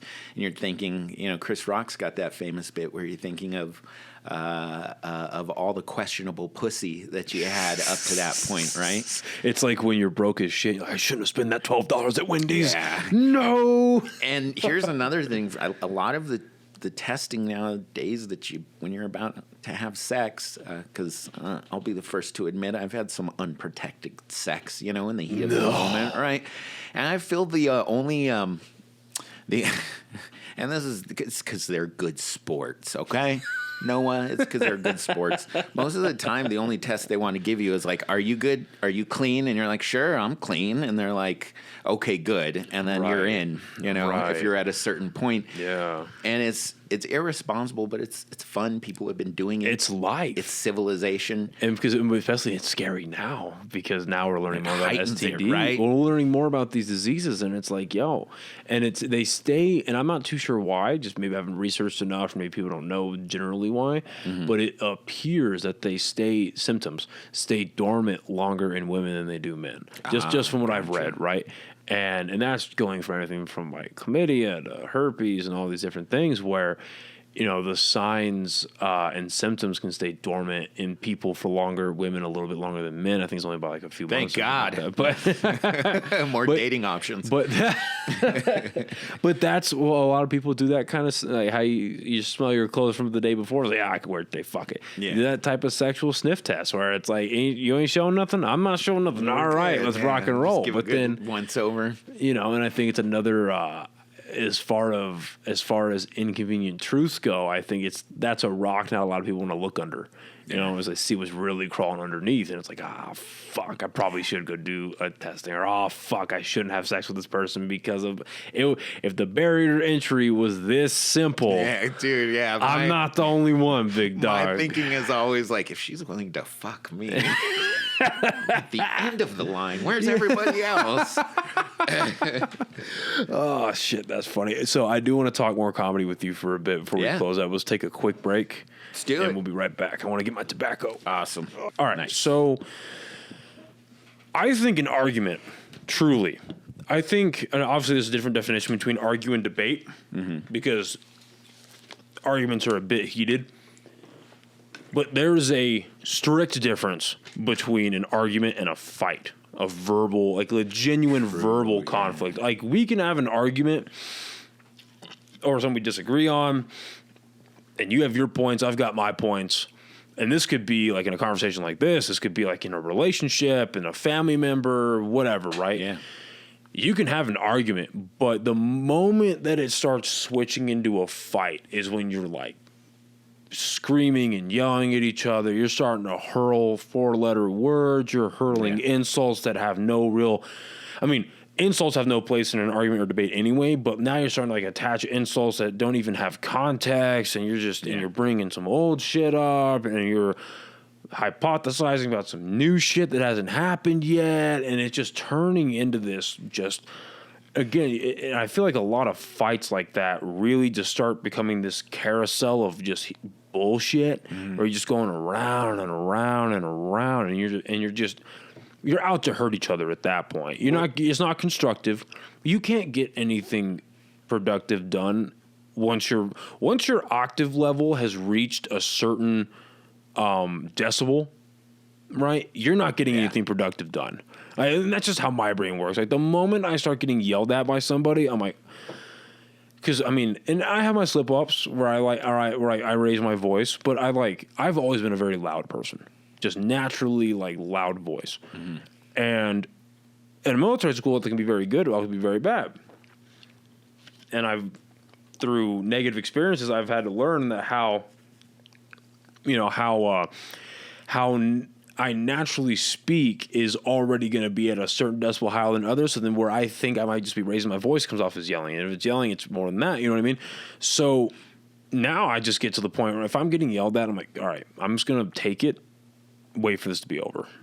They can't yell forever. Or I'm just going to leave. Like, this is just fucking nonsense. Yeah. And, I really think that nothing productive gets done after a certain decibel. I think there should be, because you could always take the Socratic approach and let them go off. And then when they're done, say, well, why do you think this? And then they'll go off a little bit more, and they'll say, well, why do you think that? And then they'll go off a little bit more, and then it'll be like, okay, but tell me more about this. But then also I feel like, and maybe this is just personal experience, but if you're trying to have that with someone who's yelling and screaming or whatever, they're just going to think, oh, you're fucking better than me. Why are you so calm? Do you not care? That's the thing is, you are better than them. Because you're maintaining your calm. You're not letting your feelings affect where you're coming from most of the time. But even... doing your best to. That could be a defense mechanism. You could be accused. That's your defense mechanism. You just go into the Socratic method. I think it should be a mix of that, and then just hearing them out. And it's so weird how much of life is really about customer service and people relations. Like, it's your ability to sell yourself. Yeah, and to listen to others. And maintain authenticity. And again, being a good listener. Exactly. And I think when you have... like one of those situations where someone has a lot to say, they don't know what to do when you listen to them, when you just listen to them, when you don't have a statement to bat back at them. My buddy used to sell cars, and he told me one of the techniques that they used several times. This would last for minutes. One of the techniques they would use is they would say, "Okay, here's the offer," and then they'd push it across, and then they would not say anything. Nobody say, you don't say anything until that customer says something. And then, if it takes 5 minutes, you just let them absorb that. I mean, you could put in some filler there. I know you're thinking about this, but really they want you to just use the technique of just let it sit there. That's a psychological thing, right? Where it's Definitely. like if you're wanting to get information from somebody, or if you're, I hate the term dominate a conversation. Take charge. Yeah, but if you're trying to reach an end, or if, cause I think it's all about context and situation as well. Like in that, obviously the salesman wants to make the sale. Yeah. And now you're in a little bit of a jousting thing with who's going to break first. And it's like, you maintain friendly body language and you're whatever. But yeah, you let them talk first. 9 times out of 10, you're probably going to win that. But then something like a podcast, if you're staying quiet, whether you're the guest or the host, but typically it's the host, right? Yeah. It's incumbent upon, it's very important to stay quiet while that guest is really starting to think out there. So it's not only they can articulate themselves and really think through their thought process, but it just makes for a better listening experience. Like, oh my God, I didn't think I realized it until maybe episode got like 25 or 30, because I still don't really listen to a lot of any of my stuff anyway, but I was like kind of like dipping in, trying to reassess like where this podcast is going, how can I get better at it, so that kind of stick. And when I was growing up, like my grandmother, she was very big on like manners, and this is like just proper living in general. Yeah. One of those things being active listening, and that's like what body language is, what acknowledging is, and like as let's say we're having a conversation non-podcast, I'm like, okay, yeah, that makes sense. Oh, I agree, that type of stuff, because that's a polite thing to do in a conversation without being overbearing. Yeah. What if you were to talk to someone, they just went right, right, yeah, and you exactly. finish your statement and they just no acknowledgement. Exactly. So, and you're letting acknowledgement. You're letting the person know you're listening. You do that on a podcast, it is so fucking annoying, because I'm listening to myself. I'm like, dude, shut up. Stop interjecting these 1 to 2 word bullshit. Let this person talk. Yeah, that's a good point. I find myself doing that too sometimes. I'll be like, oh, active listening, but I'm like, they don't fucking need that. They're telling a story. Yeah, they don't need. It's inherent that you're listening, because if I'm not listening, what the fuck are we doing here? Yeah, You know what I mean? But like I said, before we close out here, I do want to talk comedy with you. Yeah. Comedy for 16, 17 years. Sure. What got you? Local comedy mostly. I mean, I've done some stuff around the state and some stuff in another state. But to be fair, if you talk to Zach Beta or, Steph Darnell, Buck D, those guys do a lot of out-of-town gigs. So I feel it's almost like a different kind of animal. But I've found my little niche here in the local scene, and you're still doing it. Yeah, it's not and you're like and you're well respected. And this is not a small credit either, in my opinion. You're well respected amongst the comics here. Oh, thanks, buddy. I've yet to hear a negative thing. Well, you aren't talking to the right people. But no, there's we all have a mutual respect, because we know how hard this journey is. Like I said, everybody's on their own journey. Your comedic journey, I think people have a deeper respect for that sometimes than your regular life journey, because it's an endeavor where we all identify with. If you're doing this, you know what it's like to spend hours on jokes. You know what it's like to wait for that open mic, to get there, to have a good time, but then to have an okay set, and then maybe like, okay, what I could have done. Or to get there and have a great set and be like, awesome, that was great. What's next? And it's like, oh, you just had a great 5-minute set at an open mic. Good for you. But you have to find the joy in that too, That's not a small feat. And it's difficult. And I brought this up in the last couple of comedy episodes that I've done, because it really kind of shifted my mindset a little bit. It was a clip from Bobby Lee's podcast. It was him, Cuellar, and they were speaking with Jesus Trejo, who had just come to town, actually. Sure. And they're talking about open mics. And Bobby was like, no, yeah, you don't go to open mics to get laughs. You go to open mics to test out material, test out your stage presence, but you're not really going there. If you get laughs, awesome. But 9 times out of 10, you're going to an open mic. And it was nice hearing this because obviously that guy, I'm assuming he's never been to a mic in Albuquerque, but it's good to know that like the experience of a mic here can be applied elsewhere. Oh, sure. So it's like, okay, you're at this mic. It's 95% of the crowd are comics, and that remaining 5% are the poor souls that walked into the bar that didn't know what was going on, or it's the people that come with the comics. And then so the audience is not there to hear your jokes. Yeah. They don't give a flying fuck about your jokes most of the time. Yeah. Most of the time. And I do notice that obviously some comics are closer to each other than others, and here that happens everywhere. Sure. And so they're very excited to see what their buddy's doing, see what their friend is doing, to see the new stuff or whatever. And that's awesome, right? I'm not discounting that, but for the most part, they're just there. They're waiting for their time to go up. Right? They're not, because what's listening? Listening is digesting what the person is saying, internalizing it, and now replying. Listening is not waiting for your turn to talk, and that's what an open mic is. Yeah. You're waiting for your turn to go talk. Sure. So hearing that from a higher level comedian really kind of changed my mindset about open mics a little bit. Now I feel like, not that I ever felt shitty yet anyway about not having jokes land. Like it sucks. Yeah. It's like, I really thought that was going to do the thing. Maybe I can do it later. But on the flip side of that, making people laugh, making comics laugh at an open mic, it's like, oh shit, okay, this definitely works now. Yeah. But what I'm excited, and I feel like it's coming sooner rather than later, what I'm excited for here is because of the opportunities that are coming, the fact that Dry Heat's doing so well, the fact that Quesadas, I hope they stick the landing in their first year, and I hope they stay and they have longevity, and I hope that fucking Hyenas actually opens up and it starts doing their thing. With more of these opportunities coming, bigger acts are coming into Albuquerque, I hope we just get to a point where we have multiple mics a night. That becomes a thing because it has not happened often.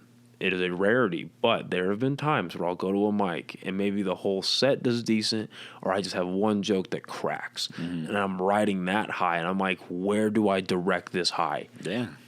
I have not found a decent place yet because there's no other. My natural mindset is like, okay, another mic. Do it again. Go do that. Recapture that lightning in a bottle. Go do it again. It's like, nope, I got to wait at least 24 hours. And it's like, fuck. I guess maybe then the answer is to try and delve into that writing around it. One of the great things I heard from Joe Rogan about stand-up was that, after his technique, and I don't necessarily do this myself, I found myself doing it a couple of times, and I've had a lot more to say, but, after you have a set, you go home, you listen to that set, and you kind of expand on it. You write about other stuff that comes up. You spend a few hours. We did our podcast, our 10-year anniversary thing, and after that, it was really hard there was like 2 or 3 hours where I was just really amped, and so I sat down, I did some reading, I did some writing, not as much as I should have, but I think sometimes that energy that you have, it's hard to capture that, and if you can translate that into some sort of creative endeavor, I think there's some power behind that you don't normally wield, maybe because you have that certain aura of just public performing that you just happen, I meant to bring this up earlier, so thank you for reminding me. How did it feel doing, because you do your podcast live anyway, but live streaming is so much different than a live audience. How did it feel doing it on a stage in front of an audience? You had guests come up. Sure. How did it play out the way you thought it was going to? Did it play out the way you wanted it to? Because obviously it's crossed my mind to do a live audience podcast if I could even get a pull for it, right? Let's say that I can. Sure. I'm not sure that and this is a personal thing. This is why I want to hear how you digested it. I'm not convinced that I have the personality to do a live show yet anyway. You know what I mean? So how did that all play out for you? Well, we've done live podcasts before. There was, before Dry Heat, there was Open Source, which was run by Danger Varros. I don't know if you've seen him around. I've seen pictures. He's a really funny guy. He can be polarizing, but I love him. I'd open mouth kiss him platonically. Him and let's see, and Jason Green used to run this place called Open Source, which they later revealed was kind of like a front for marijuana distribution. But for a while, it was also talk about the lamest drug front. All you're pushing out here is weed. Not even people or guns. Like what the fuck? It was real innocent, you know. It was an innocent time before dispensaries.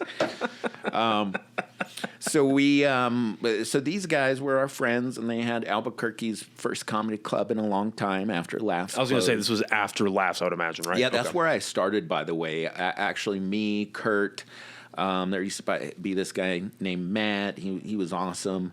A couple other, Black Mike, Luis Powell. God, those guys are from that era, too. And then, like, Sarah Kennedy started shortly after that, closed, and a bunch of these other people who laid the groundwork for Albuquerque comedy started around that time. But I was starting right as Laughs was closing, and somehow I got into the Southwest Laugh Off. I got into like the semifinals, and I went out and we did sets in front of like 500 to 1,000 people in Albuquerque Plaza. That was my first fucking year of comedy. Is that outdoors? Yeah, I had no idea how to write a joke, how to tell a joke, how to engage the audience. It was all stuff I was, kind of like barely. It was like I like to use the analogy. The first few times you do stand up, you're like a dog on acid with your head out the window. Everything's just fucking so intense and fast, and it's hard to like keep your thoughts in order, you know. Or it's painfully slow. Yeah. And you're up there and you're like, oh, it's really just me and this microphone. Yeah, every second seems to take 10 seconds, right? when you're unsure or you're not well versed in it, you know, because whatever the experience is. And I think that when we did that, those podcasts at Open Source, those really kind of primed us for doing live shows, because I had a huge anxiety attack before the first one we did, and these are all our friends and a couple of people who had bought tickets, and so it was like 30, 40 people for those two shows. We did a New Year's Eve show where we did the countdown to New Year's, and I watched that the other night. I was like, God damn, I can't believe we did a live podcast on New Year's Eve, and we had enough people to have the whole room count down. And so stuff like that, I think, really prepared us for it. Was that one of the first moments where you were like, oh, shit, like, this is a thing we do? Like, this is a fucking show? Yeah. This is a staple of my life, of these other people's life that, you know, that produce it, that co-host with me. Like, this is a legit, this isn't just a little side project. Like, this is my thing. I realized it was our own little corner of the comedy community, in our own little tiny spot in the comedy world, you know, with all these other gigantic universes existing outside of Albuquerque, with all these other important and successful artists, and we have this little spot for art here where we've engaged people. And more than that, it's more like a sense of people enjoying a specific art. So I wouldn't say so much like a clique or like a social thing. There was a little bit of that to it, but it was more like people engaged in an art. And stand-up was the art, and this happened to be an offshoot of it. And so we had all these great people who lent their time to us and wanted to be a part of the audience. And that was really encouraging. But even after that, you know, there's plenty of times where I'll be like, why are we going into this room every week and talking into a microphone? Am I just a fool? I'm a fool out here. I mentioned that for our 10-year anniversary, we got, and we were talking about this before the show. There were a lot of views on that. I think our 10-year has, like the whole episode has 85 views, which is a lot for our episodes. I mean, we like to stay somewhere in the comfortable 12 to 85 view range. You know, never break 100 because we don't want to sell out. But I laugh just because I'm like, all right, yeah, I'm in that same spot. I feel you. Well, you got some really great views on your clips, and I think that's for a lot of us, it's encouraging the way the algorithm is trying to sprinkle those throughout the general populace, and people are finding them. That, to me, is one thing that's encouraging.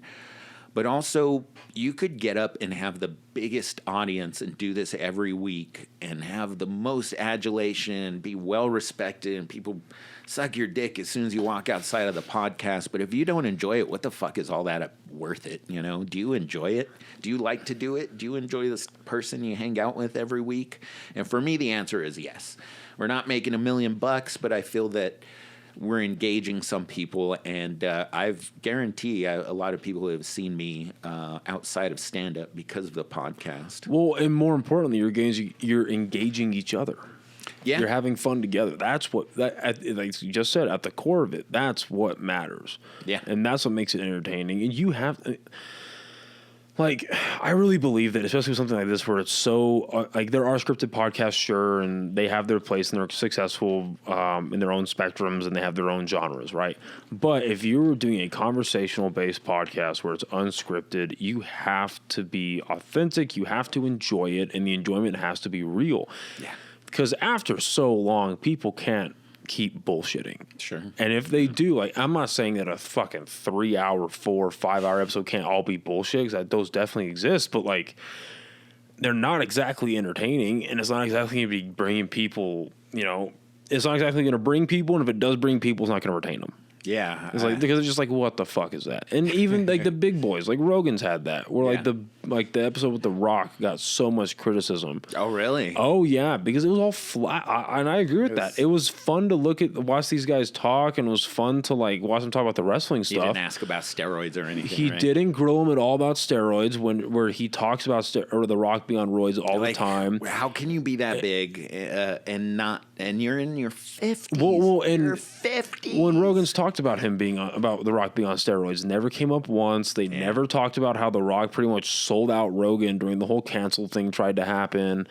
And so it's like, how did we, like, Rogan is known for asking like the real questions, and how did that not happen? So you know what I mean? I wonder if they had, and this is another thing as an interviewer, where I've always wondered about when they tell you can't ask certain questions. Yeah. And you see that on some entertainment podcasts or interviews where they're like, don't ask, you know that their publicist or the producer publicist told the producer, don't have them to ask this question, or the producer is like, well, these are the questions, and they send it back. They're like, fuck no, we're only answering these questions, and they like send. And for Joe Rogan, I feel that some guests, even outside of Joe Rogan, like just if you're an interviewer, I think some guests are so important conversationally. I mean, we're all people. We're all going to be dead in 50 years. Who knows who's going to remember you? I mean, Marcus Aurelius, to go back to him, one of the great things he said is that, yeah, you know, being emperor, being famous is great, but when you're dead, you're dead, and when everybody who remembered you is dead, you're dead again. You know, right. You don't like, die until somebody speaks your name for the last time. Exactly. There you go. And so, I mean, for me, it's like if you enjoy doing it, if you kind of find your own spot where you can make your art, everything else that comes after it is great. I mean, you have some really driven people, especially in Albuquerque comedy, who have found success because of that drive. And that's great too. But I also feel if you could just love your art and do your art, that's pretty rewarding, because how rare is it to do stand up, you know, as an art form, right? And actually have it be something that pays the bills. You're doing it full time. You're making your whole living off of it. Gets you a tutor every once in a while, you know, that kind of stuff. Yeah, it's a rarity, but then people that can find the beauty of it in any form of success, I think that's what matters. Yeah. And it's not to say, it was a little bit earlier, it's not to say those conversations shouldn't happen if those questions aren't asked, because again, at the end of the day, they're conversations, they can be fun, but you just open yourself up to criticism. True. And that's with everything you do. What has kept you doing stand-up? Other than the love for it, like, is there, like, really because 16, 17 years doing anything is a long fucking time. Yeah. Like, where do you find the enjoyment of it? Where do you find, like, I'm going to keep doing it. I'm going to, maintain this. Like, what's that mindset like? I just want to improve as an artist, basically. And I figure anything else after that is like icing on the cake. I mean, for me, there are people I look to, like, I don't know if you've had him on yet, but Josh Fournier. Yeah, I had him a couple times. Yeah, Josh is cool. If you want to talk him and Zach too, but if you want to talk about someone who almost every time goes into an open mic and kills it, just stops in. He drove 40 miles. I'm going to do a 5-minute set, and I'm going to go to a rock and roll show, and then I'm going to drive 40 miles home. He's a fucking killer. Like that dude, almost every time I see him do an open mic, he kills. I think I've seen Buck D succeed wildly pretty much every time I've seen him on stage. And, of course, Zach, he's doing his own thing and succeeding on stage and getting a lot of shows in Denver.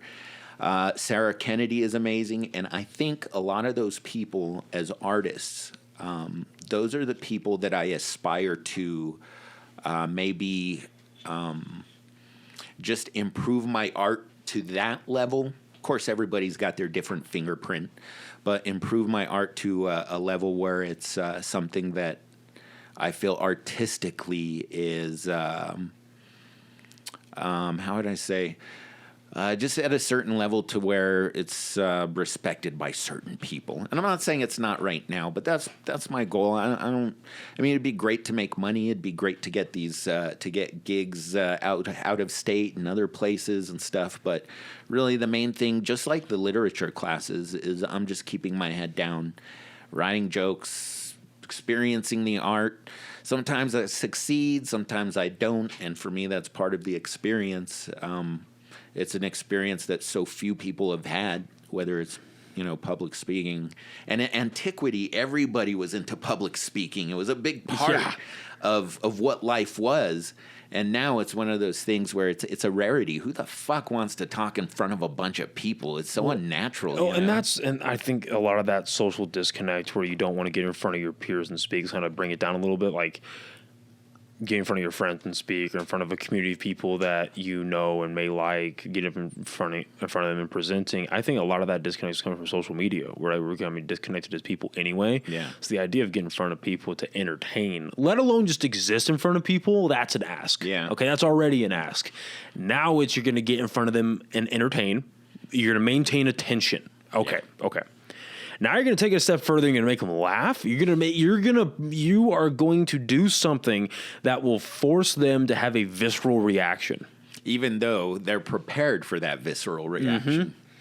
And sometimes that's a good thing, because they're in a mood to laugh. They want to laugh. Sometimes the crowd they're like, give us this. And you go out there and you just fuck it up and you feel so bad. You're like, fuck, you gave me a platform. And I was like, I just told the wrong joke. I flubbed this line. I didn't put the jokes in the right order.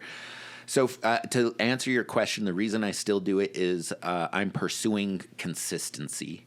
And if I can bring my level of consistency to an area where I feel comfortable putting myself out there more for other things, then I would definitely do that. I don't know when that's going to happen. Maybe I'll never feel consistent enough, but I'm going to enjoy doing it over and over until I get there, until something happens. So correct me if I'm wrong, but I'm not gonna say who, but somebody sent me the list of people that were on like the Casadas like tryout night. Oh, yeah. Were you on that? I was on that. You were, right? Okay, Yes. I thought so. Okay. I did not get a call back. Okay, well, okay, But a lot of other motherfuckers didn't either. Well, yes. That should have. And if you want an in-depth look at that, check out last night's live stream. But we went into that in detail. I definitely know there are a couple people without, like you said, without going into specifics, because I'm excited to listen to that episode. But there are a couple people that I heard did not get a call. And everybody deserves everything they work for. Well, here's my thing. Here's why I bring it up. I want to have your opinion on Quesalas in general, how you view that, how you want to look into that. But I bring it up, too, because I trust Buck's judgment. Mm-hmm. I trust his judgment. And he said everyone that he saw that night, the best they've ever been. Smashed. Okay. That's good. And you're in that group. So I got a fist bump from him, and I was like, "Fuck yeah, Buck D fist bump." I was going to say, and you know how he is. People who know Buck know that he is not afraid to mince words. He is not afraid to give extremely accurate criticism. Sure. Yeah. So they gave you 5 minutes, from what I understand. 5 minutes. Mine went for 30. How did you feel being? Was that how many had you been at a legit comedy club before then? I've done a casino, Honda. Okay. That was in my infancy, so I don't know that I feel confident saying I had the arsenal to do what I needed to do there. But like, what was the feeling of getting up on that stage, doing that? Because it was a packed out room, from what I understood. They packed it out with all those workers, and they had everyone there, and they're even though they work at the club, they're real people. Yeah. They want to laugh. So how was that experience for you performing at Casadas, and like what was that whole night like through your perspective? It was amazing. It was great. I was honored just to be in that group of people. When I saw who was there, of course, there were a couple people that I was like, this person should be here. Where's this person? And there were even some people that asked, hey, where's so-and-so? Where's so-and-so? And well, I'll say it. Where the fuck was Steph Darnell? Yeah, let's call a spade a spade. When I saw that roster, I was like, wait a minute, that's my obvious pick. Yeah, he's definitely a killer. Top 5, of Albuquerque's best. He's a name I would have thrown in there, and he's someone a couple of us asked about. I'm not sure if I remember the whole answer to that. There could be other things going on there, but yeah, he's definitely one of the people. Sarah Kennedy. I mean, if you're going to give someone who can kill almost any room, any size, someone who I would if someone's like, who's the best comedy in Albuquerque? She's one of the top names. I'd be like, there's these guys, there's this person, and she's definitely in that collection of names. But my opinion is that it's great because it's given some people a good place to start or get some experience. Who did I see? There are a couple of my friends. I think Black Mike did a set, or Mike Ogden. My apologies. He's trying to go by Mike Ogden now. But I think he did a set. A couple of my other friends who I know are really funny did a set. A couple of my friends who are really funny did not get a call. And I was like, what the fuck's up with that? Like, he's definitely someone that you could probably book his own show there. A couple of people could probably book their own show there. There was a point, and again, we're all on our own comedy journey. There was a point where it felt to me, and maybe this is just because the person who the club is named after had to do a different type of set. They had to do like a longer set, and it was a little bit because it's their club. It was a little bit different. Like you had to. I don't know if he had more feelings for, hey, this is where I started. Finally got this thing. There was a little bit of that. I got the distinct feeling, and again, not to criticize anybody, but I got the distinct feeling that a couple of the comics that were up there, I gauged a more significant reaction to them than to the actual headliner, the person who was like there, who was opening the club. Which, you know what? I gotta be honest with you. Out of any problems you could have opening a comedy club, that's one of the best ones. Yeah. Oh yeah, definitely. And who knows? Maybe that person, they're a little too emotional. Maybe they're a little bit tied up in being the owner or having their name on it. So there's certain obligations or things. To me, when I was listening to everything, I heard all of the comics kill. The reaction, though, for the end of the show is not what I would have expected, comparatively speaking, to the other people that went before. That's. Did you hear something along the same line? I haven't, but am I surprised? No. I'll be completely honest. I am not surprised in the slightest, and that's not a knock towards SMQ, but. Again, if there was a list of issues that you could have, not just running a business, right? But with a comedy club, the audio is shit. The lighting doesn't work all that great. The credit card systems didn't process properly. The fucking sodas were flat. The booze wasn't, or the cocktails weren't made right. The booze sucked. The selection wasn't wide enough.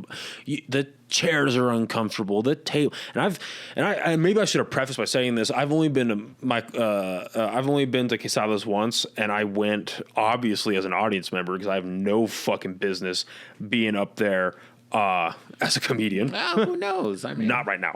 Not right now. Not in a few years. I know where I am. I know exactly where I am. I know what I am. I am an open micer in its purest form. Wait, I thought you stopped being an open micer once you get a gig. and you've done a gig. Yes, but I appreciate that. And there's nothing wrong with being an open. No, micer. nothing at all. I consider myself an open micer still, but I'm not extent. I'm not an opener yet. I'm like right now. If someone someone has asked me. AJ approached me about AJ De Leon. He approached me about his first show that he did. And it was a free show, but even then, I was like, "You are trying to get your first show off the ground. I'm not confident in my abilities right now to give you a good name. I know where I'm at." Yeah. And I appreciate it. And I told him, like, I appreciate the thought. I really love the confidence you have in me, but I don't have it right now. And the reason why I said yes to A. Marie and shout out to her and Buck, because they're the ones that really forced me to start doing stand-up and break out of my shell. Oh, good. The reason I said yes to A. Marie is because, and this is not a knock on AJ, but AJ's been doing it for a few months. A. Marie's been doing it for years. Mm-hmm. And so I literally went from one open mic to opening at one of her shows. And so if she saw something, I was like, okay, maybe there is something. I'm just going to trust her. Right. And that's why I've said yes the past, the 3 times I've done a show for her. But if I got approached to do an opening show, especially if it was a paid show, like where the audience have to pay to get there, no, not right now. Not right now. Because What about 2 minutes? 2 minutes. You give me 2 minutes of your good shit, the shit that's hit at the mics. You deliver it confidently. Yeah, that's all I want is 2 minutes. Yeah, that's a maybe. That's a maybe. But my rationale behind all of that is I know where I'm at skill wise, and in the opener, people see it. I don't know why, but maybe it's a personal thing. But I've just noticed where like people don't really dial in for the opener. Rarely. People, unless you're in like a comedy club, right? But if you're just at like a show at like a brewery, or if you're at a show at a bar here, people don't really dial in until the feature act. Sure. And I've noticed that, right? And I want to be an opener that grabs the audience attention regardless of where I'm at. And I want to be an opener that sets the mood. I know that's primarily the job of the host, right? To really bring up the energy, maintain the energy regardless of what happens on that lineup. But I want to be an opener that smashes. And I would not feel great, to say the least. I would not feel great if I was on a show where people paid $5, $10, whatever, right? To come and see me do my shit and I fuck it up. And that's not to say I'm going to get a paid gig down the line and bomb. It is more likely than not that happens. But right now I can control that a little bit better because of how novice I am at this point. Does that make sense? Oh yeah. You see what I'm trying to say? I mean, well, I'm in almost any endeavor. Failure is usually more of a teacher than success. Oh, for sure. I feel. Success can kind of reinforce the lesson, right? I completely agree with that. And with the not the infancy, but with the smaller stages that the comedy scene here in Albuquerque is, but it's about to enter a pretty solid, like medium-sized stage with the 3 clubs opening up, more open mics happening, that type of stuff. Sure. I would, as much as I can control it, I want to do everything in my ability to add rather than take away. Yeah. From the credibility of the comedy scene here. Sure. I would like to add to it. You know what I mean? Yeah. And through that, I think the best path is to exercise extreme humility rather than moderate hubris. You know what I mean? Sure. I think that'll, because I'm here for the long game. Oh, yeah. I've accepted that. And I've made that, I not only accepted that as like, oh, I guess this is going to take a while, but no, I'm like, no, I've always loved stand-up, but now that I'm actually like doing mics and stuff, I'm like, okay, I kind of want to do this for a long time, and with that comes some acknowledgement, and I think that, or I know that I've got time. Yeah. I've got time to grow. I've got time to get better at this. I'm gonna know for a fact that I can smash 2 minutes before I can, because right now one of my goals for this year is to have a tight 5 minutes. Yeah. And if I don't have a tight 5 minutes by the end of the year, at least get as close to that as humanly possible, to where I know that if I'm asked to do an opening set in 2025, that I can take my set anywhere and it's going to kill. So you're pursuing artistic integrity and artistic experience. That's you know what, I'd say it's the same thing for me. You know, just pursuing this art, enjoying the journey, and really just to become a better artist at it. You know, and I'm lucky that I have people that inspire me to become better. both inside the Albuquerque comedy community and outside, just nationally. But at the same time, I feel when you're younger, you think about making it, not having to work a fucking day job and going on the road and doing what you want to do. I have a couple friends who are moderately successful. I don't think they make as much as I do at my day job, which is not to say I make a lot, but also healthcare insurance, dental insurance, vision, having a steady paycheck to have rent, to pay for a car that, costs more than just a couple hundred each month. Yeah. These luxuries of just living a modern life.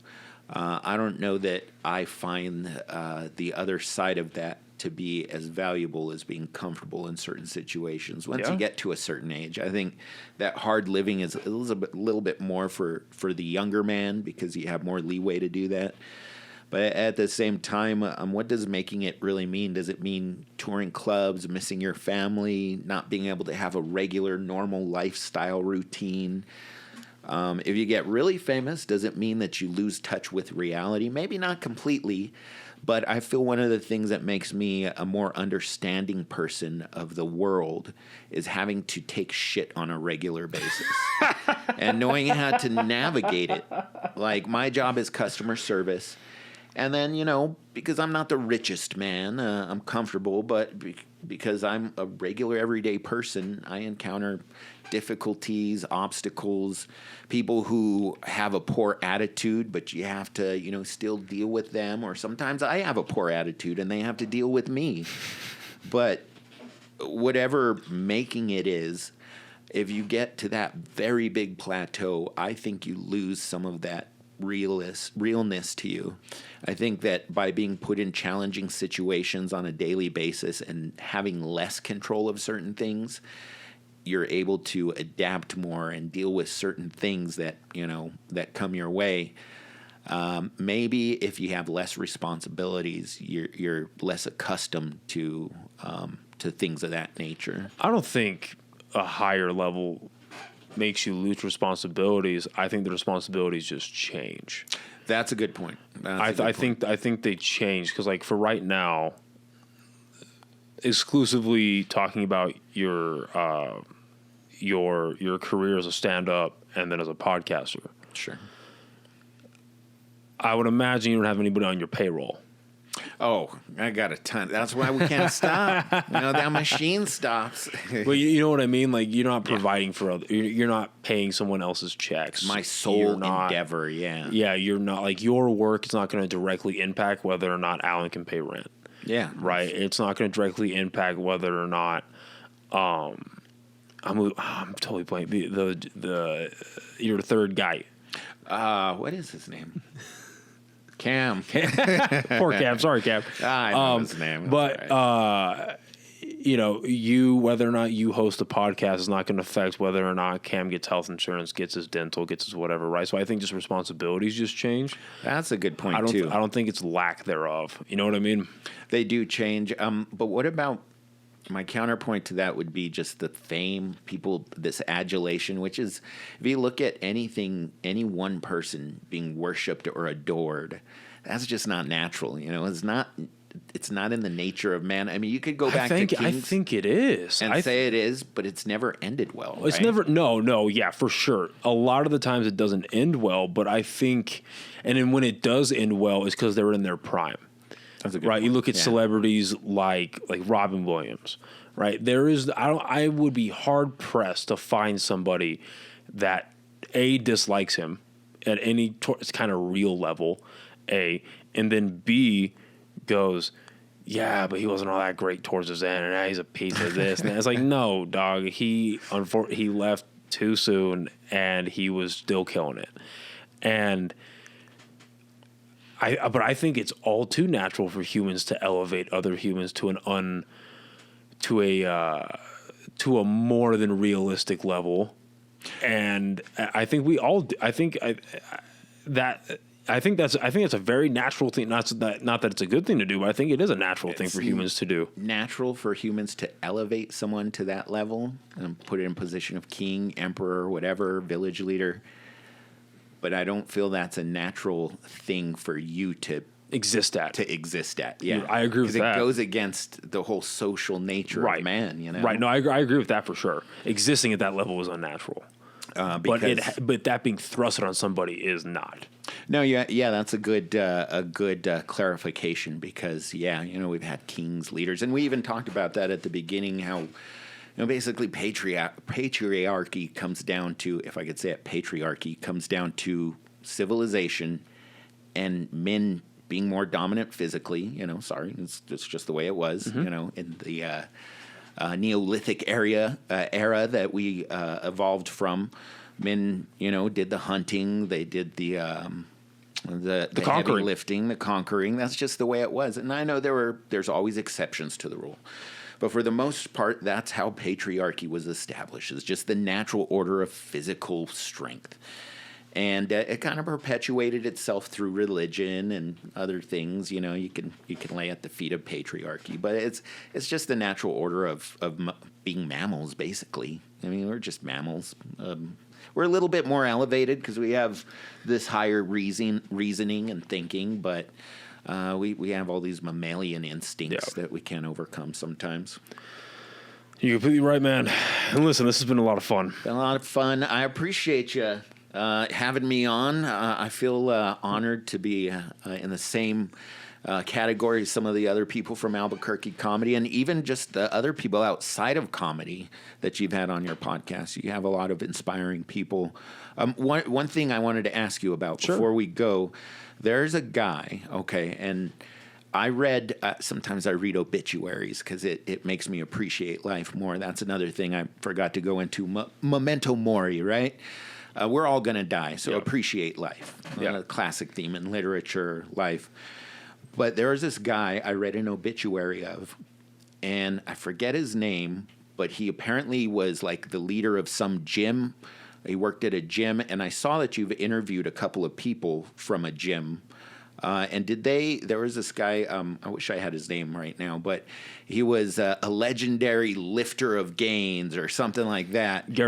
Garrett, yes. And I read his obituary, and I sat there in the morning. I was like, man, I want an obituary like that someday. Some guy that was so cool. They have this amazing review of his life. And so I read that obit like a year ago, whatever it was. And then I started looking at your podcast once I saw your stuff come across. And I saw you had a few people that were from the same gym. Mm-hmm. And it's funny, again, we're all tied in, how small the world is. So that obituary was actually written, that was written by his girlfriend. Okay. Serena, awesome chick. So Garrett, I've had him on the podcast. We did 3 together. We did 1 solo, and then it was me, him, and another guy named Nico, really great guy. I can check those out. Those are on OnlyKings. Okay. And there's one of them where we got way too fucking.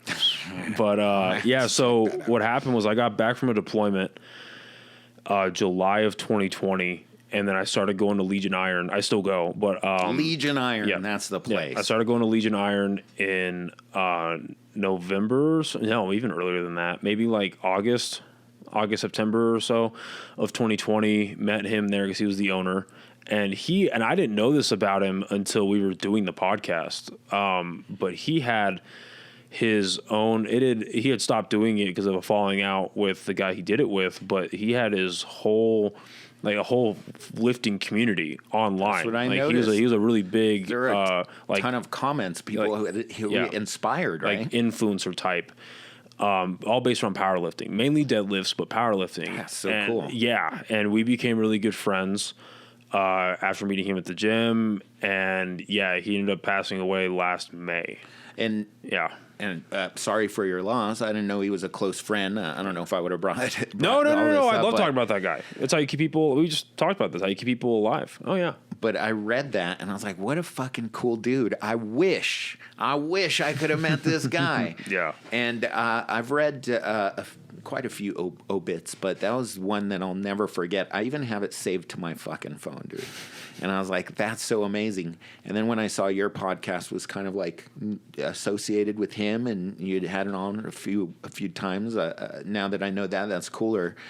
I was just like, I have to ask him about that because that's something that made me appreciate life more when I read that. I was like, that's fucking cool. So I wanted to bring that up, and I'm glad you shared that story. Thank you with for me. bringing that. I love talking about Garrett, man. He's a good guy. He, without a doubt, one of the coolest guys I've ever met. And I'm thankful that, not that it would have been different otherwise, but like, it was cool to meet him and talk to him both on and off the podcast. But like, it's awesome getting to know somebody like that after the fact. Yeah. He wasn't tied up in the fame that he had. He wasn't obsessed with keeping views, or not that I don't think he ever was, but obviously that's something on his mind, keeping the channel going, keeping content fresh, doing this wild stuff. No, he was in the aftermath of all that. So being able to meet somebody and then talk to them and get to know them when they're past all of that, when that's not the biggest part of their life anymore, and they're just trying to figure things out, because he was in that transitionary period, whether it was in regards to the gym or it was figuring out what he was going to do with medical school and all that. And unfortunately, he never got out of that transitionary period in his life. But meeting somebody who was in all of that, and then after the fact, he was a good guy, man. He was a real good guy. Well, I just wanted to share how that impacted my life in a positive way. It makes me appreciate the mornings a little bit more, and I'll think about how it is to inspire people like that. So thank you for sharing that with me, and thanks for having me on, man. I really enjoyed this. Thank you for bringing that up, and thank you again for coming. And I meant to say this a little bit earlier, thank you for having me on your podcast. That was a lot of fun. Yeah. That was a lot of fun. I encourage everybody to check out that episode. We had a beer or two. The banter got free, and man, we had a lot of laughs. I enjoyed it. That was a lot of fun, man. Where can people find you, the podcast, on all your social media stuff? Oh, okay. Yeah. Well, people can find Potential Problems Podcast, YouTube, Facebook. Just search Potential Problems Podcast, YouTube, and it'll come up right there. That's our biggest way to people can get to us. You'll see me out at the mics. I'm doing the open mics. I'm sure I'll see you there. That's one of my favorite things to do. And Dry Heat Comedy, or maybe one day Casadas again, or maybe that new club that's opening up. The future's wide open, Noah. Oh, before we get out of here, actually, I get to debut this information because Sarah sent me some pretty cool shit. So Dry Heat yes, is getting a new location. That's right. And I will pull up, I won't read the whole press thing, but so Dry Heat, I got this yesterday, is they're moving. They are moving to, I guess, the box off of like Second and Gold. Yes. I guess that improv space has a separate space. Yes, they do, across the hall. Mm-hmm. Big space. Awesome. And that's where they're moving to. So it's called the box's annex space. Yep. And expanded capacity. Instead of 45, now they're being a 70-person room. 2 hours of parking instead of having to pay. Better bathrooms. I didn't ask them, and I imagine it's gonna be like upgraded tech and all that stuff too. Yep. I didn't ask, because this was a big part of the podcast that I did with Sarah. I didn't ask about how this affects the probability of getting a liquor license, but I hope that expands that opportunity. Yeah. But yeah, Dry Heat's in a new space, so that's pretty cool. That is cool. And I know you're there pretty often, so. Yeah, it's one of my favorite spots. Sarah's, she's amazing. She's been amazing for the community. All these people that, I'm just like, I can't believe that I do shows with Sarah. I can't believe that I've done shows with Buck D and Josh and Zach and all these other guys that are fucking immensely talented. I really am. Sometimes I think I sit back and I have just an appreciation for just being kind of an observer and being like, wow, one day I'll be like, I remember those days when Albuquerque comedy was burgeoning, and now it's this big industry. It's just cool to be in the thick of it. and I'm glad to be part of it. That's awesome, man. Oh, and then where can people find your Instagram? Or what is your Instagram? My rather? Instagram is Cuellar Talker. There's a few things of my comedy. I have a couple of quick shorts there, but mostly my passion there is photography, outdoor stuff. I love nature. I love animals. Dogs and cats, those are my favorites. But basically, if I'm out on a run or if something inspires me, I make sure to take a picture of it. So check that out. I'd appreciate it. And people can find, like, when your next shows are coming up, they can find it on there as well, right? It's where you advertise on your comedy. Yeah, you'll look at my Instagram. You'll see my stories. I'll post about shows in my reels or something like that. So, yeah, appreciate you guys checking it out. Fuck yeah. Well, thank you for coming, man. This has been a blast. Thank you, sir. Oh, yeah. Thank you, everyone, for listening and watching, and we will see you next time. Bye, everybody. Bye.